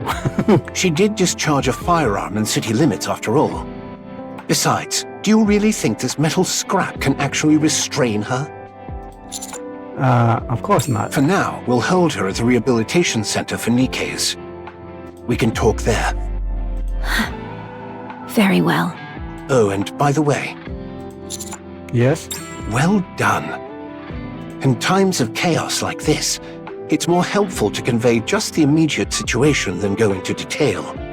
It also buys us time on our end, which is even better. You're still a little rough around the edges when it comes to knowing when to cut things off, but you'll improve. Anyway, go inside and rest. We'll talk again soon. You know, I have more respect for Birmingham now. I said that before, didn't I? Because last time, or in the beginning, I thought he's just a bum. Especially when he tried to take Marianne from us. And then Anderson just whooped his ass, give his face some beating up. That was fun. But now he is indeed a good guy. So, in fact, he become our fan. Understood. Thank you, I said. Dorothy. Behave yourself. And don't cause any trouble at the rehabilitation center. I'll hook you up with some outside food. Any magazines you want, just say the word. You three are absurd. Yep, they always drive her insane. Too bad, man. We got no more chapter after this. We have to wait. But then again, you know, we can't expect them to come up with a story all the time, because what they put in is a lot of attention and care. I mean, look at how long it is for each chapter and how good it is. Not to mention the artwork and the voice acting. So Dorothy and Birmingham stare at each other. After more than 10 minutes, Dorothy begins to grow restless. Just as she about to speak, Birmingham opens his mouth. You were too hasty, inciting Nikke's and citizens to rise up toward a third surface reclamation war. Did you really think that would work? All of you were dragging your feet. It was frustrating. So the Queen really has descended? Yes, she has. Then the destruction of Eden must be true as well. And you really are Dorothy of the Goddess Squad? Yes. Right. I've known that all along. What? I knew you were Dorothy of the Goddesses from the moment we first met. I knew those in the Ark regarded us as legends, but I didn't expect a deputy chief of all people to buy into it. Oh, remember now. Birmingham was the child of what's that guy's name? A friend of see, I'm getting old, my mind's become forgetful. Oswald, that's right, Oswald. Oswald befriended someone, whether his son is Birmingham. And then Oswald and I guess and Birmingham share info. Well, actually, Birmingham was raised to become deputy chief. When we first met, you asked me something. You mentioned someone's name and asked if I knew it. Oswald. Yeah. He's my grandfather, although not by blood. Oh, that's right. Yeah, that's right. The friend, see? So they treat each other as grandfather and son. Dorothy springs to her feet. You! Please sit. Causing a scene won't help anything. Is Birmingham gonna reveal the truth why Oswald made that decision to her? I'll explain. There you go. Would be wise. Dorothy sits back down. So he is gonna explain the truth. What gonna happen to them if they enter the Ark? And then Oswald decided to seal them off to save them. I doubted you. I wasn't convinced that you were truly Dorothy from the Goddess Squad. I saw through your true intentions of either destroying or taking over the Ark early on. But I couldn't bring myself to dispose of you. According to my grandfather's records, you were the most radiant Goddess of Victory of all. My grandfather Oswald. He allowed himself to be disgraced in order to protect you all. There he said it. He said it. He's telling the truth. That is very crucial right there. To make Dorothy realize what's really happening. What are you talking about? After Operation Ark Guardian ended, the Ark deliberated over what to do with the Goddess Squad. There you go. That's what I wanted Dorothy to hear. Whoa, man, this comment right here is huge to bring Dorothy's heart, to calm her heart and her hatred. This is what she really needs to hear right here. They were certain you would wield influence far beyond the central government. So on the day you returned to the Ark, they mobilized every method they could to bring you goddesses down and to drag you from your pedestal. No one adored the Goddess Squad more than my grandfather. He held a high enough position to oversee the entirety of Operation Ark Guardian. So he abandoned the Goddess Squad. because it was obvious to anyone that they would be destroyed if they returned to the Ark. There you go. Right there. That right there. You honestly expect me to believe that? Oh, of course. She's not... I know. There's no evidence of it. But back then, the central government was filled with the likes of Dobin. If you're going to lie, you should at least get your story straight. What you're saying contradicts Dobin's account considerably. Dobin was lying. Do you really expect me to believe you on your word alone? There's nothing more I can say. Dobin lied to provoke you. That's all there is to it.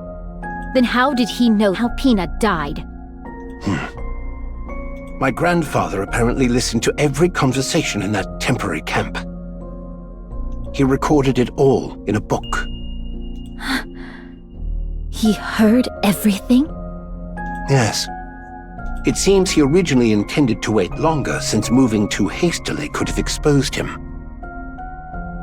But after what happened to you, he moved up the schedule. Because he feared the goddesses would crumble. Why didn't anyone say anything? If what you're saying is true, why did he abandon us instead of telling the truth? Because even if he told you that entering the Ark meant you would be placed on trial, destroyed politically, and buried under false charges, you would still insist on coming to confirm it for yourselves. That was how deep your trust in the Ark ran, after all. If he'd told you that there was a problem in the Ark and that he'd contact you later, you would never have left the Ark's entrance. Because your concern for the Ark ran that deep. From my grandfather's perspective, he needed a lie that was convincingly realistic. A lie that would keep you away from the Ark. Even if it bred hatred, rage, or a thirst for revenge. Even if it meant you would one day return to exact that revenge. He wanted to make sure you never wished to set eyes on the Ark again. Then why didn't he call us back afterward? The Ark had long been dominated by VTC, and VTC would never have tolerated your existence. There was nothing he could do, since they were too powerful.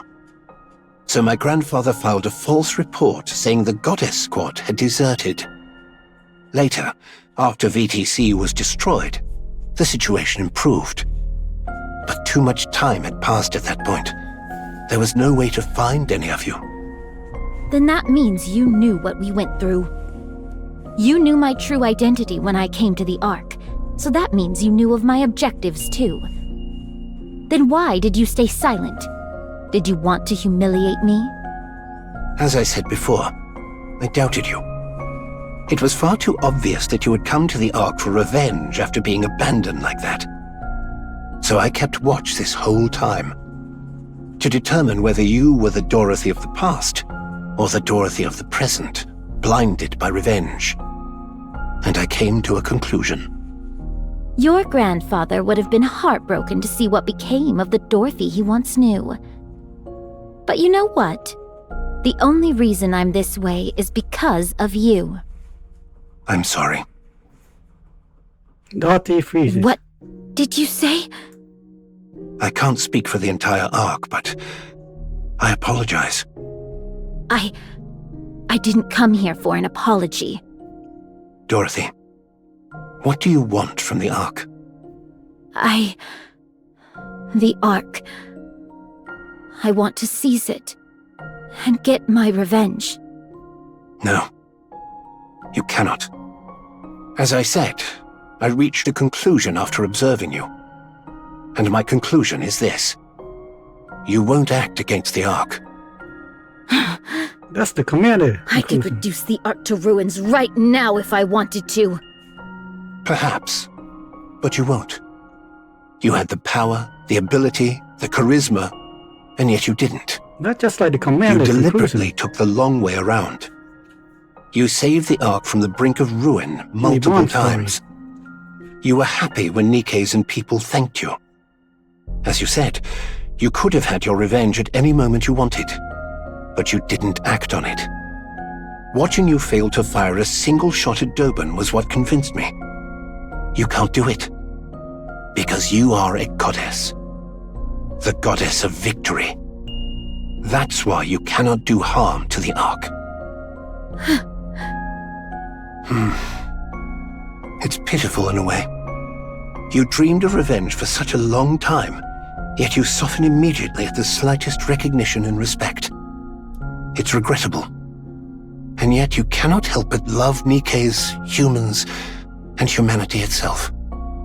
It's truly sad that you're destined only to be used by others, despite having the wherewithal to take revenge, yet unable to go through with it. How foolish of you. Why, you... Who are you to talk to me like that? And that's precisely why. You're still the Goddess of Victory.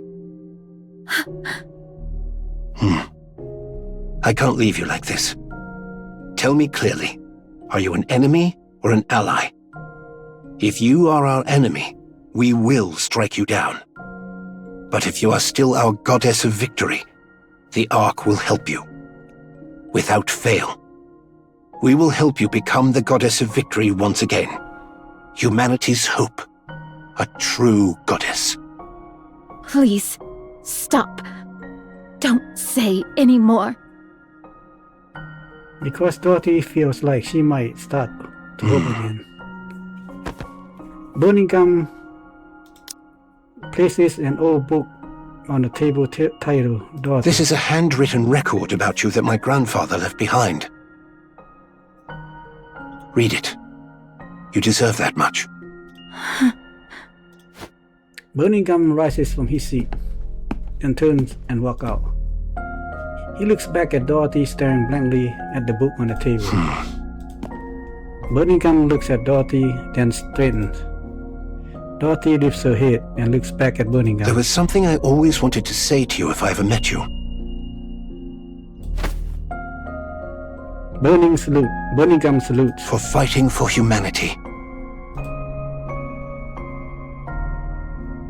Please don't, she whispered.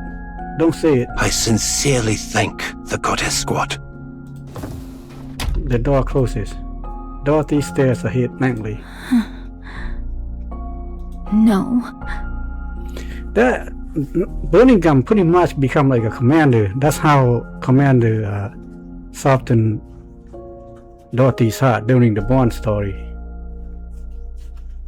After he learned what happened to her, he then, he said sorry and thank you. The same thing what Birmingham just did. How could I have been so foolish? So easily.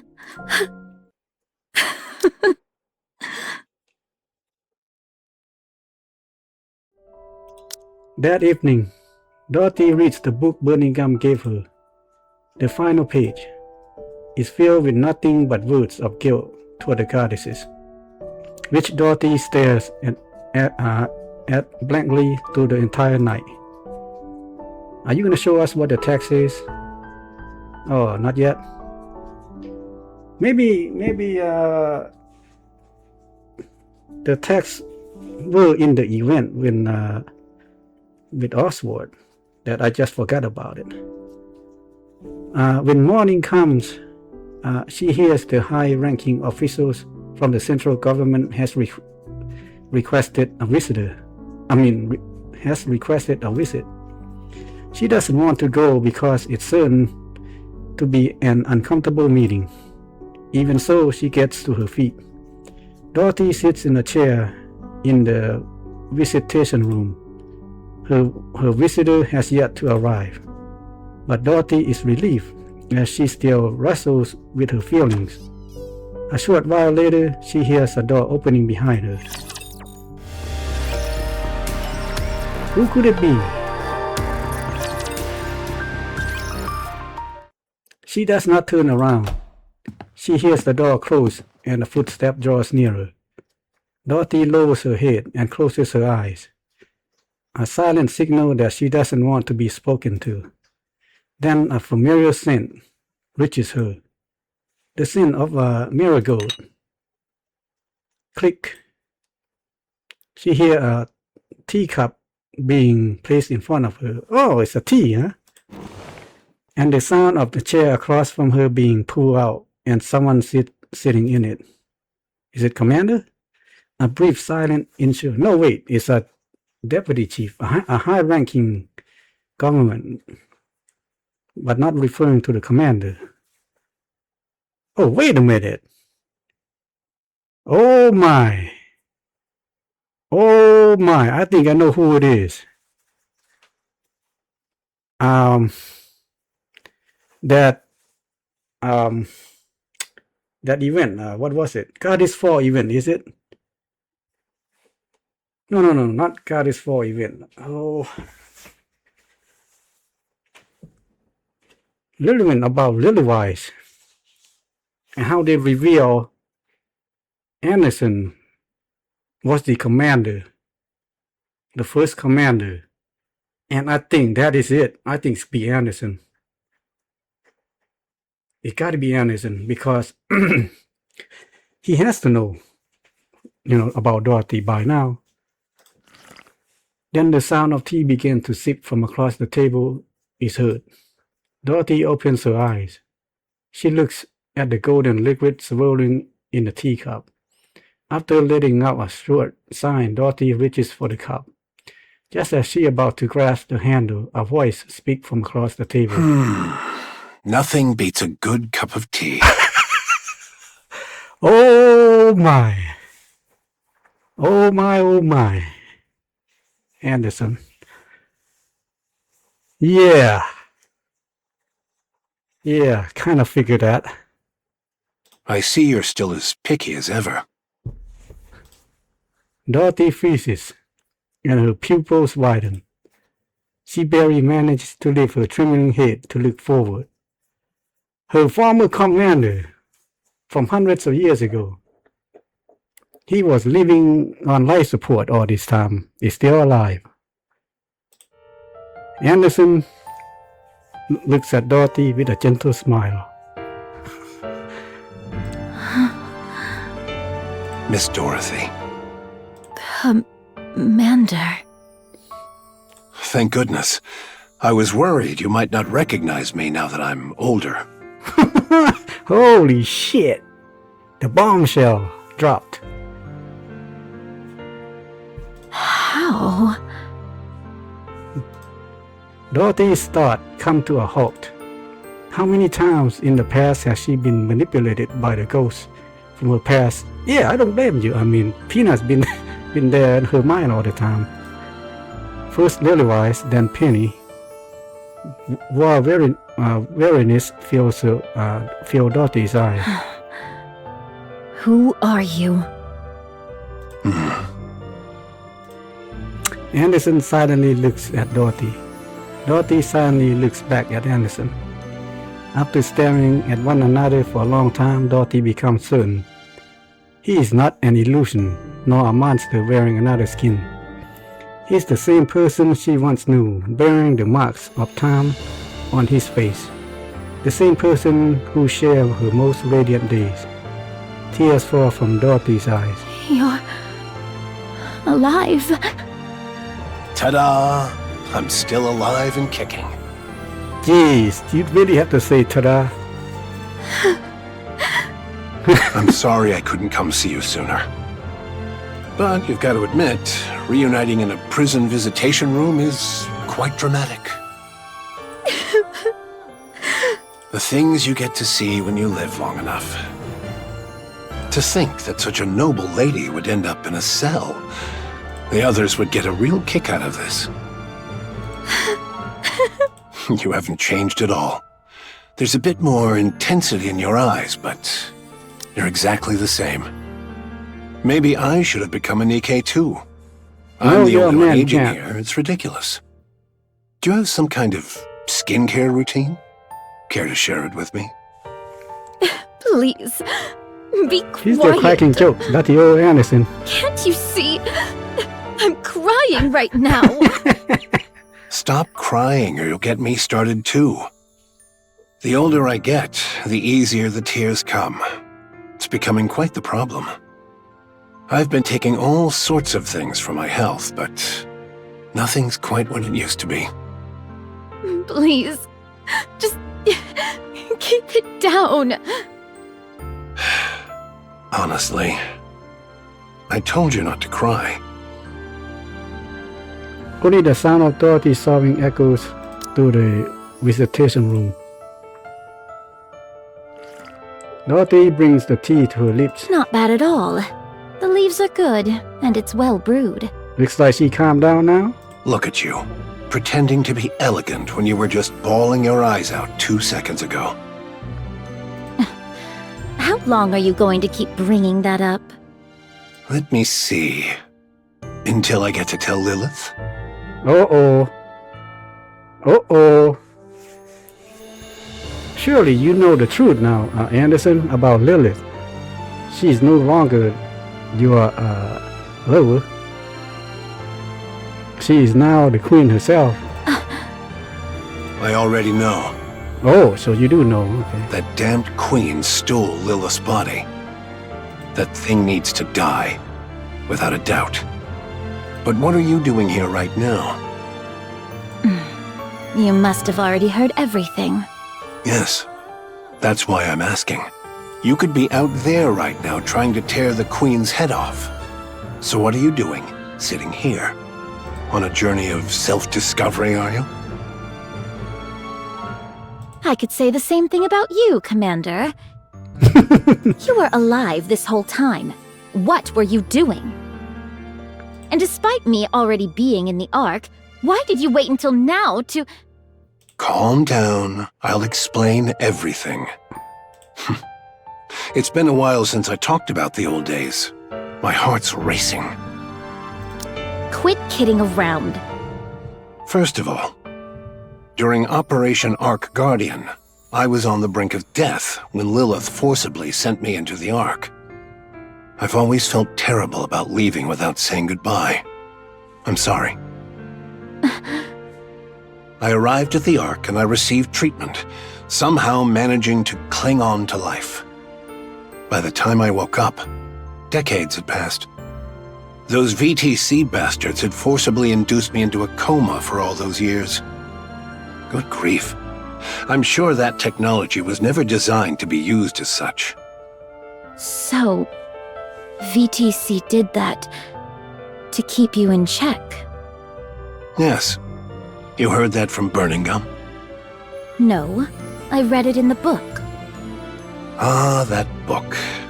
It's quite well written, though it skims through my exploits a bit too much for my liking. But it was a fine book. Anyway, after sleeping like the dead for all those years, it was thanks to a man named Arthur that I finally woke up. When I came to, my body was a wreck, and you were all, bizarrely, being called pilgrims. I did some digging and used every connection I had to investigate why things ended up like this. I eventually found the culprit. It was VTC, a painfully obvious conclusion. After getting myself back in shape, I heard there was an event where key figures would gather. So I went and paid them a little visit. You killed them all. Yes, I did. I let the leader escape, though. My achievement was recognized. Even though it's an achievement for eliminating political enemies. Oh, so that princess backstory about how one commander slaughtered her entire team.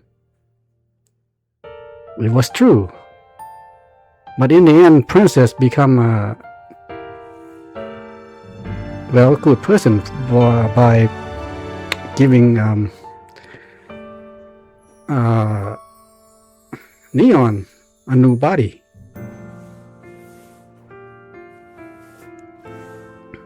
I even rose to the position of deputy chief. After that, I tried tirelessly to find all of you. But you were just too good at running away. There was no way to catch any of you. And though your personalities had changed somewhat, you were still out there fighting for humanity. I desperately wanted to go up there myself, but My body couldn't last a day without specialized treatment. And considering the mortality rates up on the surface, sending someone else up was too risky a proposition.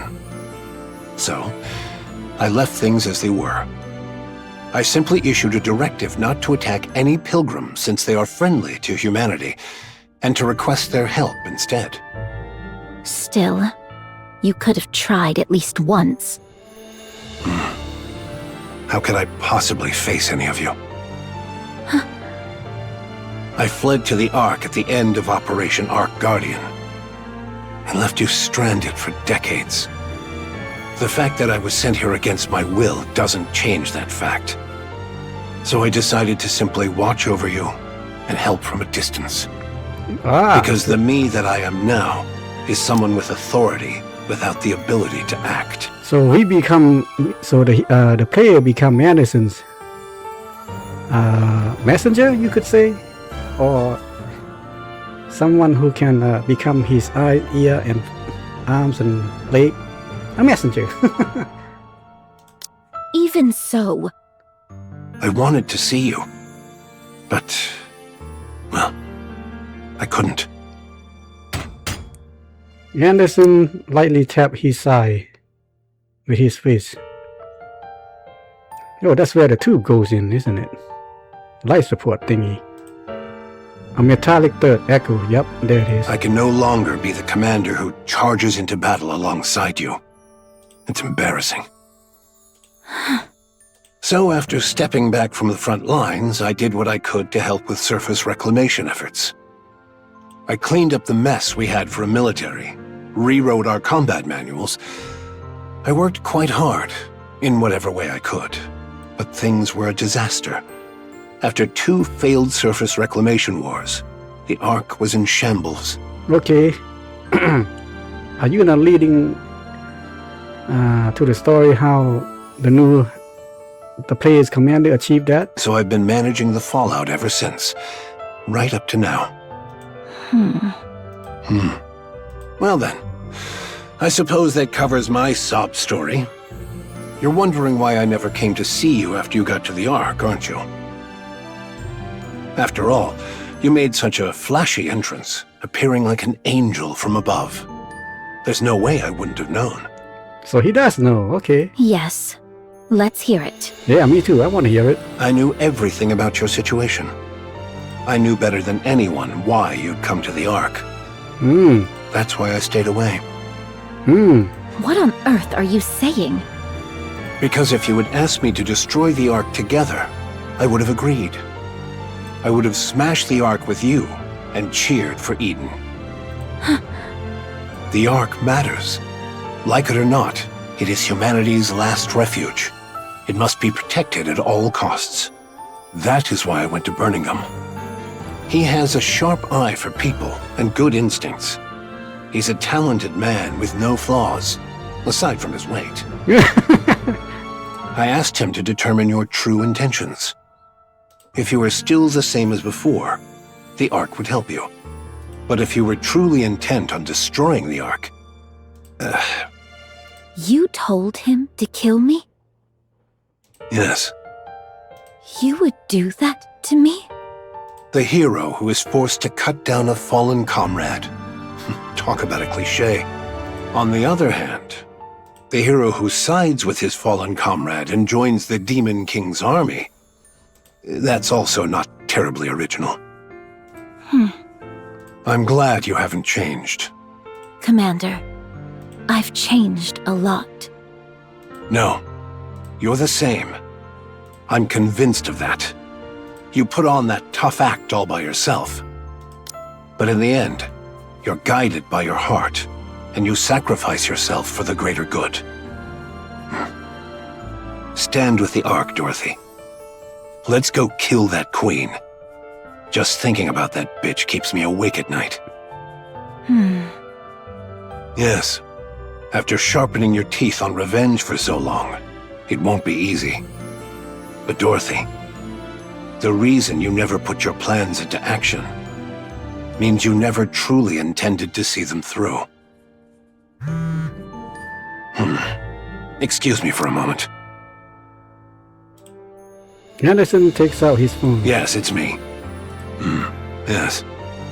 I'll return shortly. I'm meeting an old acquaintance.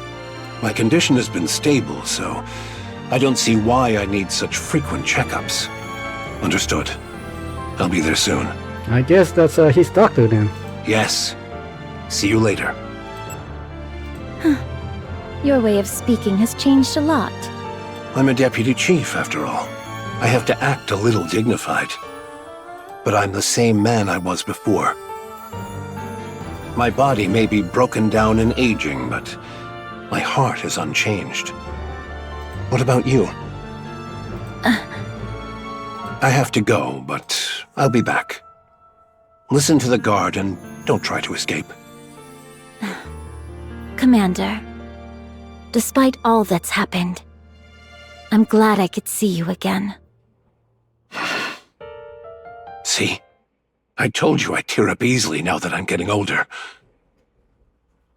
Oh, try these! They're apparently mint chocolate seafood chips! Yeah, the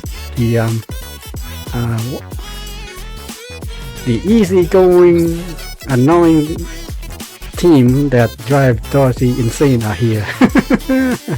Yuck! What unholy abomination is that? Sounds like a gourmet haute cuisine snack. Let Dorothy be the judge. She has discerning taste. I'm not eating that. Wow, this fried ramen is really good.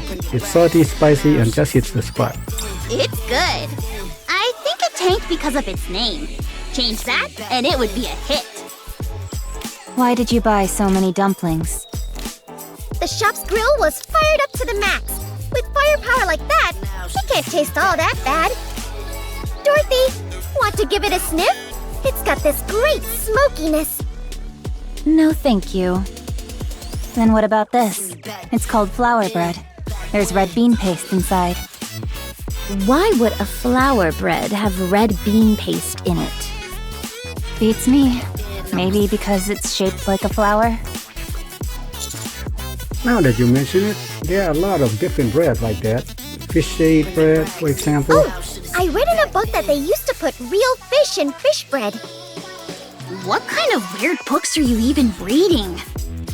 By the way, Dorothy, why are you eating? We brought all of this for you. You say that, but all of you seem to be doing the eating. Because you're refusing everything even if we spoon-feed you. You haven't spoon-fed me anything yet. Fine. Then open wide and say ah. See? Even if we spoon-feed you, you won't eat. Then feed me instead. Ah. There. Why did you stick your fingers in? Since you are done eating, could you leave now? We haven't even started. 30 minutes later. Ah, that was delicious. Shall we get going then? Yeah, let's grab some coffee on the way. I feel like I'm gonna burst. Oh, Dorothy, be sure to eat the creme brulee today. Otherwise, it will spoil. Are you really leaving? Yeah, we finished eating after all. Did you not come because you had something to say? Oh? The truth is, we are here because a niece wanted to see you in a prison uniform. Hey! You said you wanted to see it too! But how are your clothes so clean after all this time in here? Do you sleep standing up? All right. Please leave. Do you have any letters you want delivered? People in prison tend to write a lot of letters to the outside. Oh, jeez, now they're really powerful. All right! Rappy is an ex-convict, so she knows all about this stuff. If there's anything you don't know, ask her. I made a brief mistake during my turbulent youth. Then, if you and Dorothy ended up in the same squad, does that make it a criminal squad? Isn't that the story with everyone in real kindness? Please get out. Wow. What? It's not over yet? Okay. Long chapter, wow. In the central government's main conference room. Alright, let's go over the situation. The most pressing issue is the Ark's power source. It's only operating at 20% of its former output, and that number continues to decrease. Second is the matter of Dorothy's sentencing. The incident was severe enough to cause casualties. On top of that, it really rattled the public. Speaking of, we've got an open deputy chief position now. Anyone have any candidates in mind?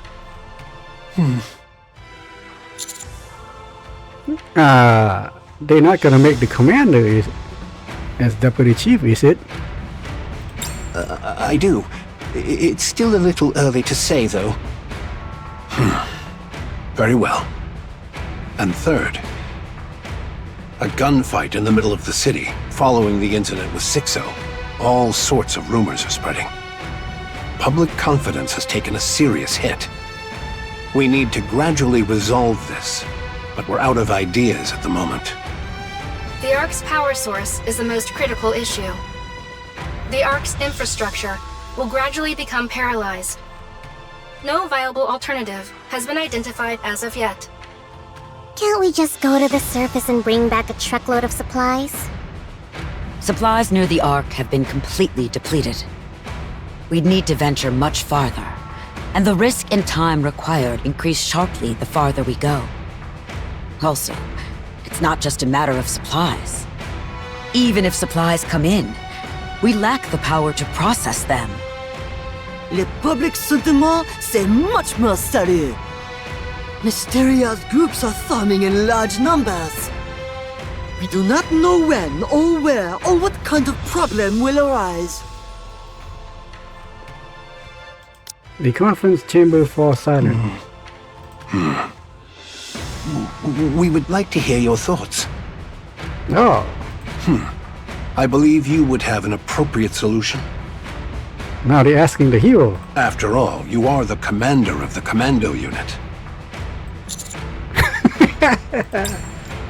Everyone looks at me. Bearing the weight of the expectation, I open my mouth to speak. I propose the third surface reclamation war. Silence falls over the chamber once more. I press on. The Ark's power source is effectively beyond saving, which means we would have no choice but to abandon the Ark. The surface has more natural resources in abundance, such as sunlight and water. In contrast, the Ark consumes vast amount of energy just to sustain light and water sources. Yes, our infrastructure will falter at first, but we can't just sit back and wait for death. Everyone in the conference room listened quietly. I propose the third surface reclamation war, with Dorothy leading the charge. We legitimize everything Dorothy said. We announce that all of this happened because Queen descended to the surface. We attribute the string of incidents that occurred in the Ark to the Queen. The central government kept all this secret to prepare for the third surface reclamation war. But in the wake of Dorothy's revelation decided to go public to prevent anything worse. Since we cannot let Dorothy's word turn out to be a lie, we placed Dorothy at the vanguard. Additionally, I demand the restoration of her reputation and that the entire Goddess Squad. That last request seems rather personal. I won't deny it. Do you think Dorothy will go along with this? Of course. The third surface reclamation war? Are you out of your mind? The Raptures are infinite. How long are we going to bang our heads against this wall? The Raptures are no longer infinite. What? It's been confirmed.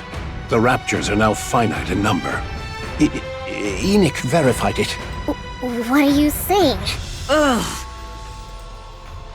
To summarize, the Ark can no longer serve as humanity's home. The Queen has descended. The raptures are no longer infinite. With Eden's new technology, our equipment production output is sufficient. The Ark's strength is at its peak, and our comrades on the surface will be a great asset to us. The time for the third surface reclamation war is now. If we don't do this now, it will be impossible later. I agree. We haven't even put this to a vote yet. I'm fully in agreement. We're talking about surface reclamation. Doesn't just the thought of it make your heart race? This is the moment Elysian has been walking the tactical path toward. Onward, AZX! Onward, Admire! Onward, Wings of Victor! Pipe down, Miss Tactical. Whew, my apologies. I got a bit carried away there. Will this be another large-scale surface deployment? That remains to be seen, but it's unlikely. In many ways, this may well be our last opportunity. Right? Fine. I'll run a check on that function then. It's been maintained pretty consistently, so there shouldn't be a problem. Much appreciated. What? You didn't know? The Ark can rise to the surface. What? Oh, the commander actually said that. What? It's not called the Ark for nothing. It can float. That's what it was designed and built for. The Ark can rise to the surface? Yes. How many times do I have to say it? It rises. It can go up. I can't believe it. Enoch, if you would. Yes. I will review the feasibility, timing, and probability of success for the third surface reclamation war. How long will it take? The report will be ready within 1 month. Good. I'll leave it to you. All right. We need the 2 other deputy chiefs to agree on this.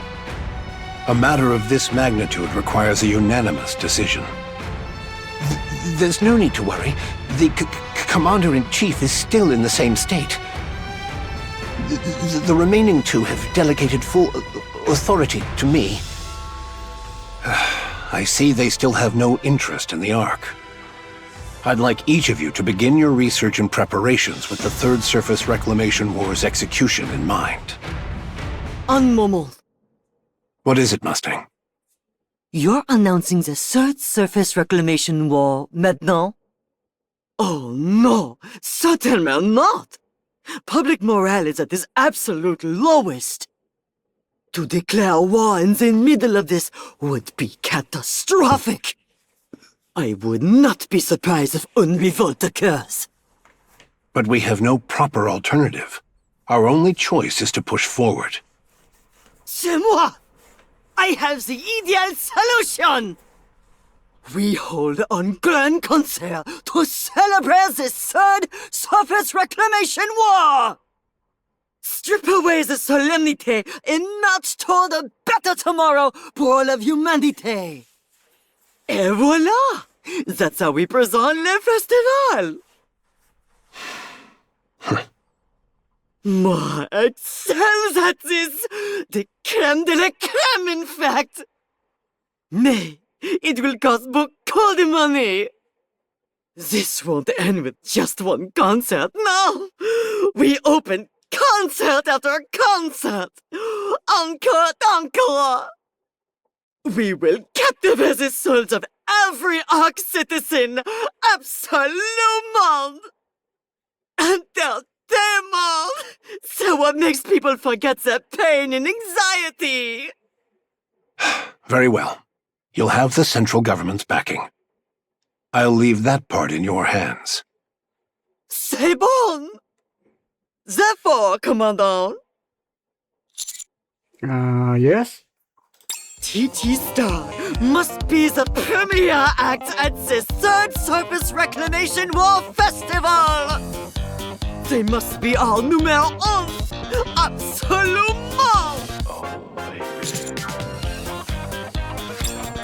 Oh.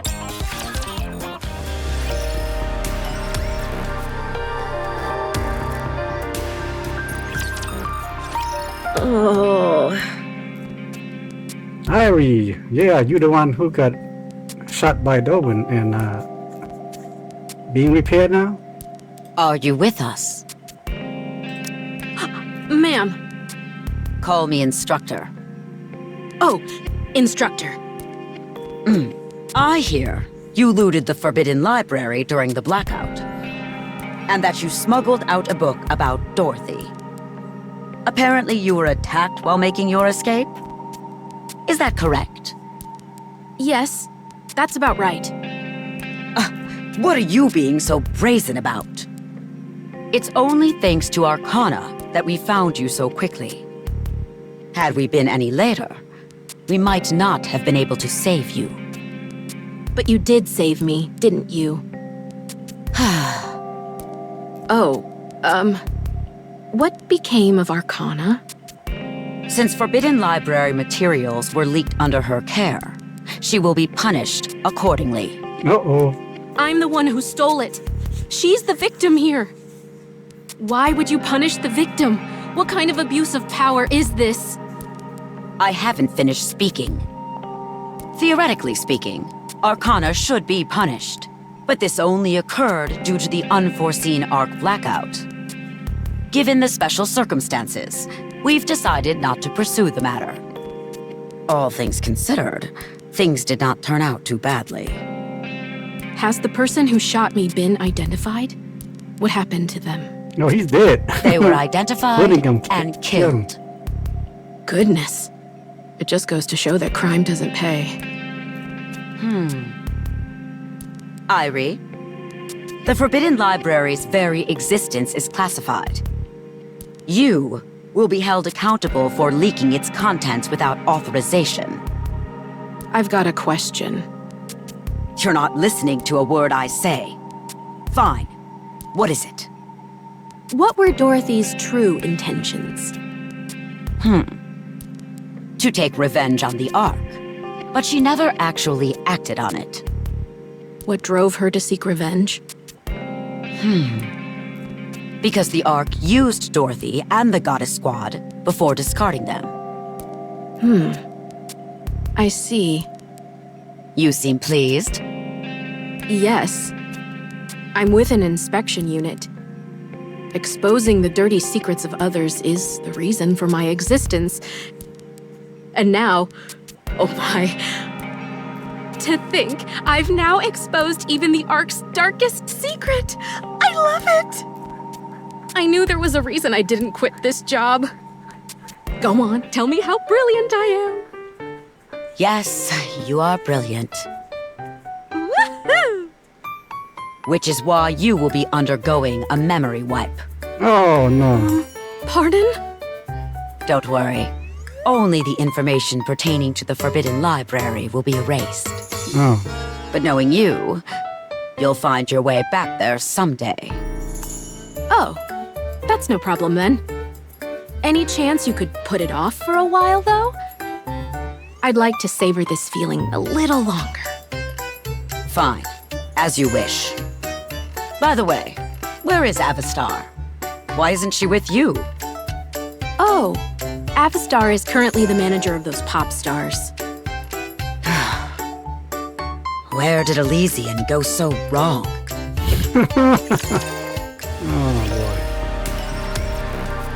boy. Okay, are we close to the end of this chapter?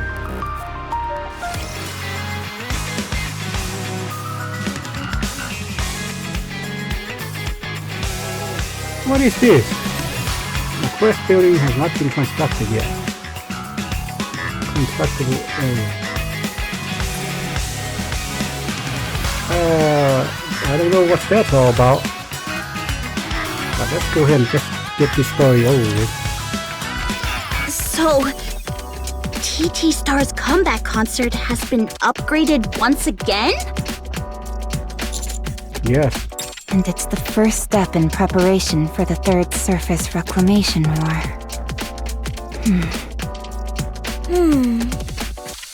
Isn't it a bit much? Tell me about it. My thoughts exactly. We're not the only ones performing, right? Given the scale of things. There may be some supporting acts, but it's essentially Tiki Star solo concert. Did you obtain the Nikke production technology? Yes, Missilis provided it. Huh? Why Missilis and not Elysian? Are you not afraid of our tactical ways? Missilis is the best when it comes to Nikke production technology, after all. I suppose that's true. If we've secured the technology, we should head to Eden quickly. It can't be helped. We're short on time, so let's get going. Your participation in the concert is mandatory, Anise. Huh? Me? Yes. I explained to everyone thanks to her heroic on Punk Street, shooting down a black spire, and her performance in the recent battle with Sixo. Anice's recognition has greatly increased. All of these achievements occur inside the Ark and were witnessed by numerous people. As the result, Anice has become one of the most famous Nikke in the Ark, having established herself as a symbol of hope who saved the Ark in its darkest hour. The fate of the entire Ark is at stake with the Third Reclamation War. As a symbol of hope, Anice must stand behind it. Since she has a past experience as a pop star, it is a perfect opportunity. That is the position of the central government and Tetra. A symbol. Me? Yes. With you are a source of hope for a lot of people in the Ark. The Third Surface Reclamation War must not fail, and since you are now becoming a symbol of hope, you need to inspire that hope in others. You need to show them who you are, Anise. Show them how radiant you are. Ruby and Neon places their hand on Anise. Be humble, Anise. Don't get all high and mighty just because you got a little famous. I haven't even done anything! Wait, then are you going to Eden without me? No, we'll watch your concert first, then go after. You sure that's okay time-wise? This does not only concern you, it also important for the Countess. We finally get to see the fruits of our labor. I think it'll be a good source of motivation for what's to come. Going to Eden after the concert is the right call. Some of the Nikke production technology has already been sent ahead. The important part must be delivered in person, but they can at least start setting things up. So get yourself ready. Let's put on a show. Alright, I'll put on one hell of a show! You'll make sure our tickets are sorted, right? Be sure to give us good seats. Of course! You'll have the best seats in the house, with the best view of my performance. So we're gonna get another concert event, huh?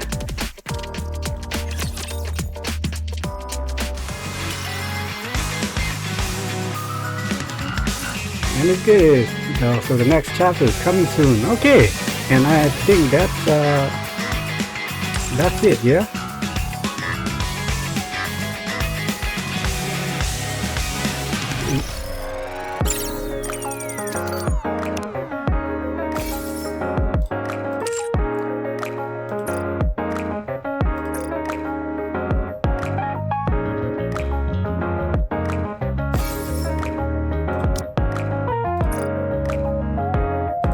Okay, so we caught up with all the chapters.